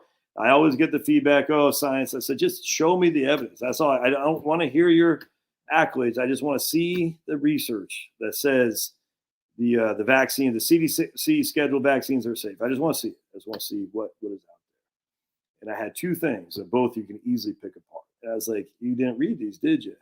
And he goes off this tangent that vaccines, what you want people to have polio, the old straw man argument. I never said I want people to have polio. That's silly. It's straw man, but whatever. The minute they go down the road, I know they didn't read the research and they have them. And there might be some out there. I don't know. But at the end of the day, so this guy, I was just disappointed. I said, look, if you can, because I used to be I used to be somewhat pro-abortion. Used to be 100% pro-vax. And I'm not even not pro-vax. I'm agnostic. But then I started hearing other arguments because I like to keep an open mind. I said, yeah, that's convincing. That's convincing. And then all these people say, my body, my choice for abortion. I said, Yeah, I get that, but there's still a body inside you too now that has real live human beings that come from that. So your body, your choice. That it's more than just your body, your choice here, if that makes sense. There's more to this story, and to say that there's not seems kind of silly to me. Maybe we could make a different argument, but that seems kind of that doesn't seem righteous to me. But I remember, growing up, as I initially was pro-life because I thought, yeah, you got to defend the innocent and the most innocent unborn babies. And then because I was a lefty growing up, I said, well, the left, and it occurred to me, so wait, the left is pro-choice, so I should be pro-choice. And I never felt comfortable as a pro-choicer, but because I was a man of the left, I said, I guess I'm a pro-choicer. And then but I never really cared all that much, frankly. It just didn't really mean that much to me. Um, anyway, and at the end of the day, it means a lot to me. It's not, I mean, it's not something that I will. It's not. It means a lot to me, which is why we donate to the pregnancy centers, and one in New Jersey, one in San Antonio, and you should too, because pregnancy centers are the alternative to Planned Parenthood. Ironically, pregnancy centers do not get government money. Weird. All right, my friends, we're getting up here. Let's see. Last call, first call, last call for alcohol. What you want? I want one bourbon, one scotch, one. Yeah, the baby inside would like a vote 100% Douglas. Yep, 100%. I ain't seen my baby since the night of the week, which is true. Got to get drunk, man, so I can't even speak. Gonna get high, man, listen to me. One drink ain't enough, Jack, you better make it three. Gonna get drunk, don't you have rough beer. I want one bourbon, one scotch, one beer, one bourbon. Arthur Clarke's Rama series, interesting. Actually, there's a guy who just did a podcast. I want to listen to this on. Look, I do support ICR, Institute for Creation Research. I'm not a young earther, just FYI, but I like because they're different. I like that. I also support monetarily the Discovery Institute out of Seattle. ID Intelligent Design. I'm a big fan of them as well. I used to support Ravi Zacharias, RZIM. I just devastated by that. Ah, devastated by that RZIM because there's so many good people out there, and I just like, what do they know when they know it? What was Ravi doing? I don't. That killed me. I just Christians are fallen, and there's no other way around that. It's just, I mean, everybody's fallen, but it just. But I got a lot of. I just learned a lot from that. I always wondered about Ravi's stories, though. I'm not gonna lie to you. Some seem so incredible. It's like, yeah, I don't know, man. Um, anyway, but he's got. I don't know if they're still there, but they had a bunch of wonderful apologists on their council that were fantastic. That I listened to Michael Ramsden, the doctor. Oh, this guy was. I forgot his name. A big, tall, good-looking Muslim guy who became a Christian. He was like a PhD and an MD. The dude was freaking nuts. He died like at 34. Off the top of my head, I can't remember his name.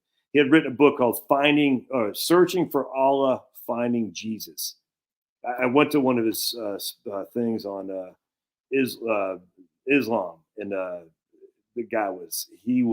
I don't know why God took him so early, because he was a strong warrior for Christ, man. I mean, this guy, big, tall, gorgeous looking guy, like good looking, wonderful speaker, crack a joke. It was an MD, a real life medical doctor, and I think a PhD as well. I can't remember, but and then there's another Muslim guy there too. Same thing, just big, tall. And he's still there. And I just can't remember their names. But this guy who died, I was devastated when he died, because he was freaking awesome. God bless him and his family. I mean, he's obviously in a better place, but man, we needed him here. We needed him here. Some reason God said, I don't know why, but he certainly got the thing we all want to live for. Well done, good and faithful servant. That's all we want to hear, man. All right, my friends, I'm going to get out of here. That's fantastic. If I was in Maine, I'd be eating lobster with every meal. But you're in Nevada, man. You left your Bay Area, Bri. I talked about you the other day, by the way, on the live live stream saying old Bride moves from Bay Area to Las Vegas, but he doesn't leave his lefty politics behind. It's like, because everyone's saying all these Californians are moving to Texas and Idaho and bringing their left-wing politics. I said, I don't believe that for 2 seconds. I think most people moving from these California to these places are actually right-wing. And I use you as my example of the lefty who goes from California to a purplish red state and it takes their lefty politics. I don't understand, man. They're just like, why'd you leave California? I don't get it, but I'm not sure what that is. So, should we take an island cruise? Yeah, man, absolutely. Get on Casco Bay Lines, Scott. So Casco Bay Lines, they'll take you on a cruise through Peaks. You'll go by Peaks Island, which is where I was born and raised. You'll go by Little Diamond, Great Diamond, Long Island, Cliff Island, and Chebeague, and down to Bailey Island. You'll take the Casco Bay cruise.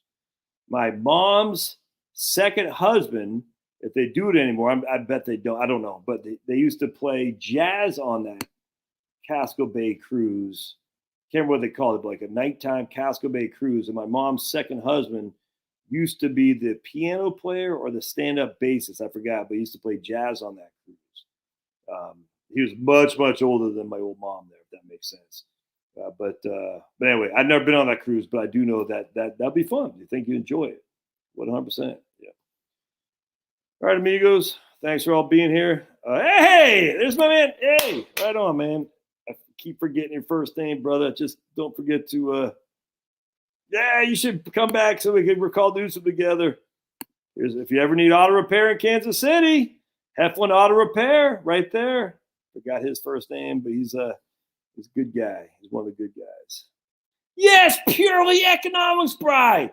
Why is it purely economics? Because your left-wing economics were failing in California. And so you bring your left-wing politics to do the same in Nevada. Ah! God bless, man. See you. I'm goofing on you.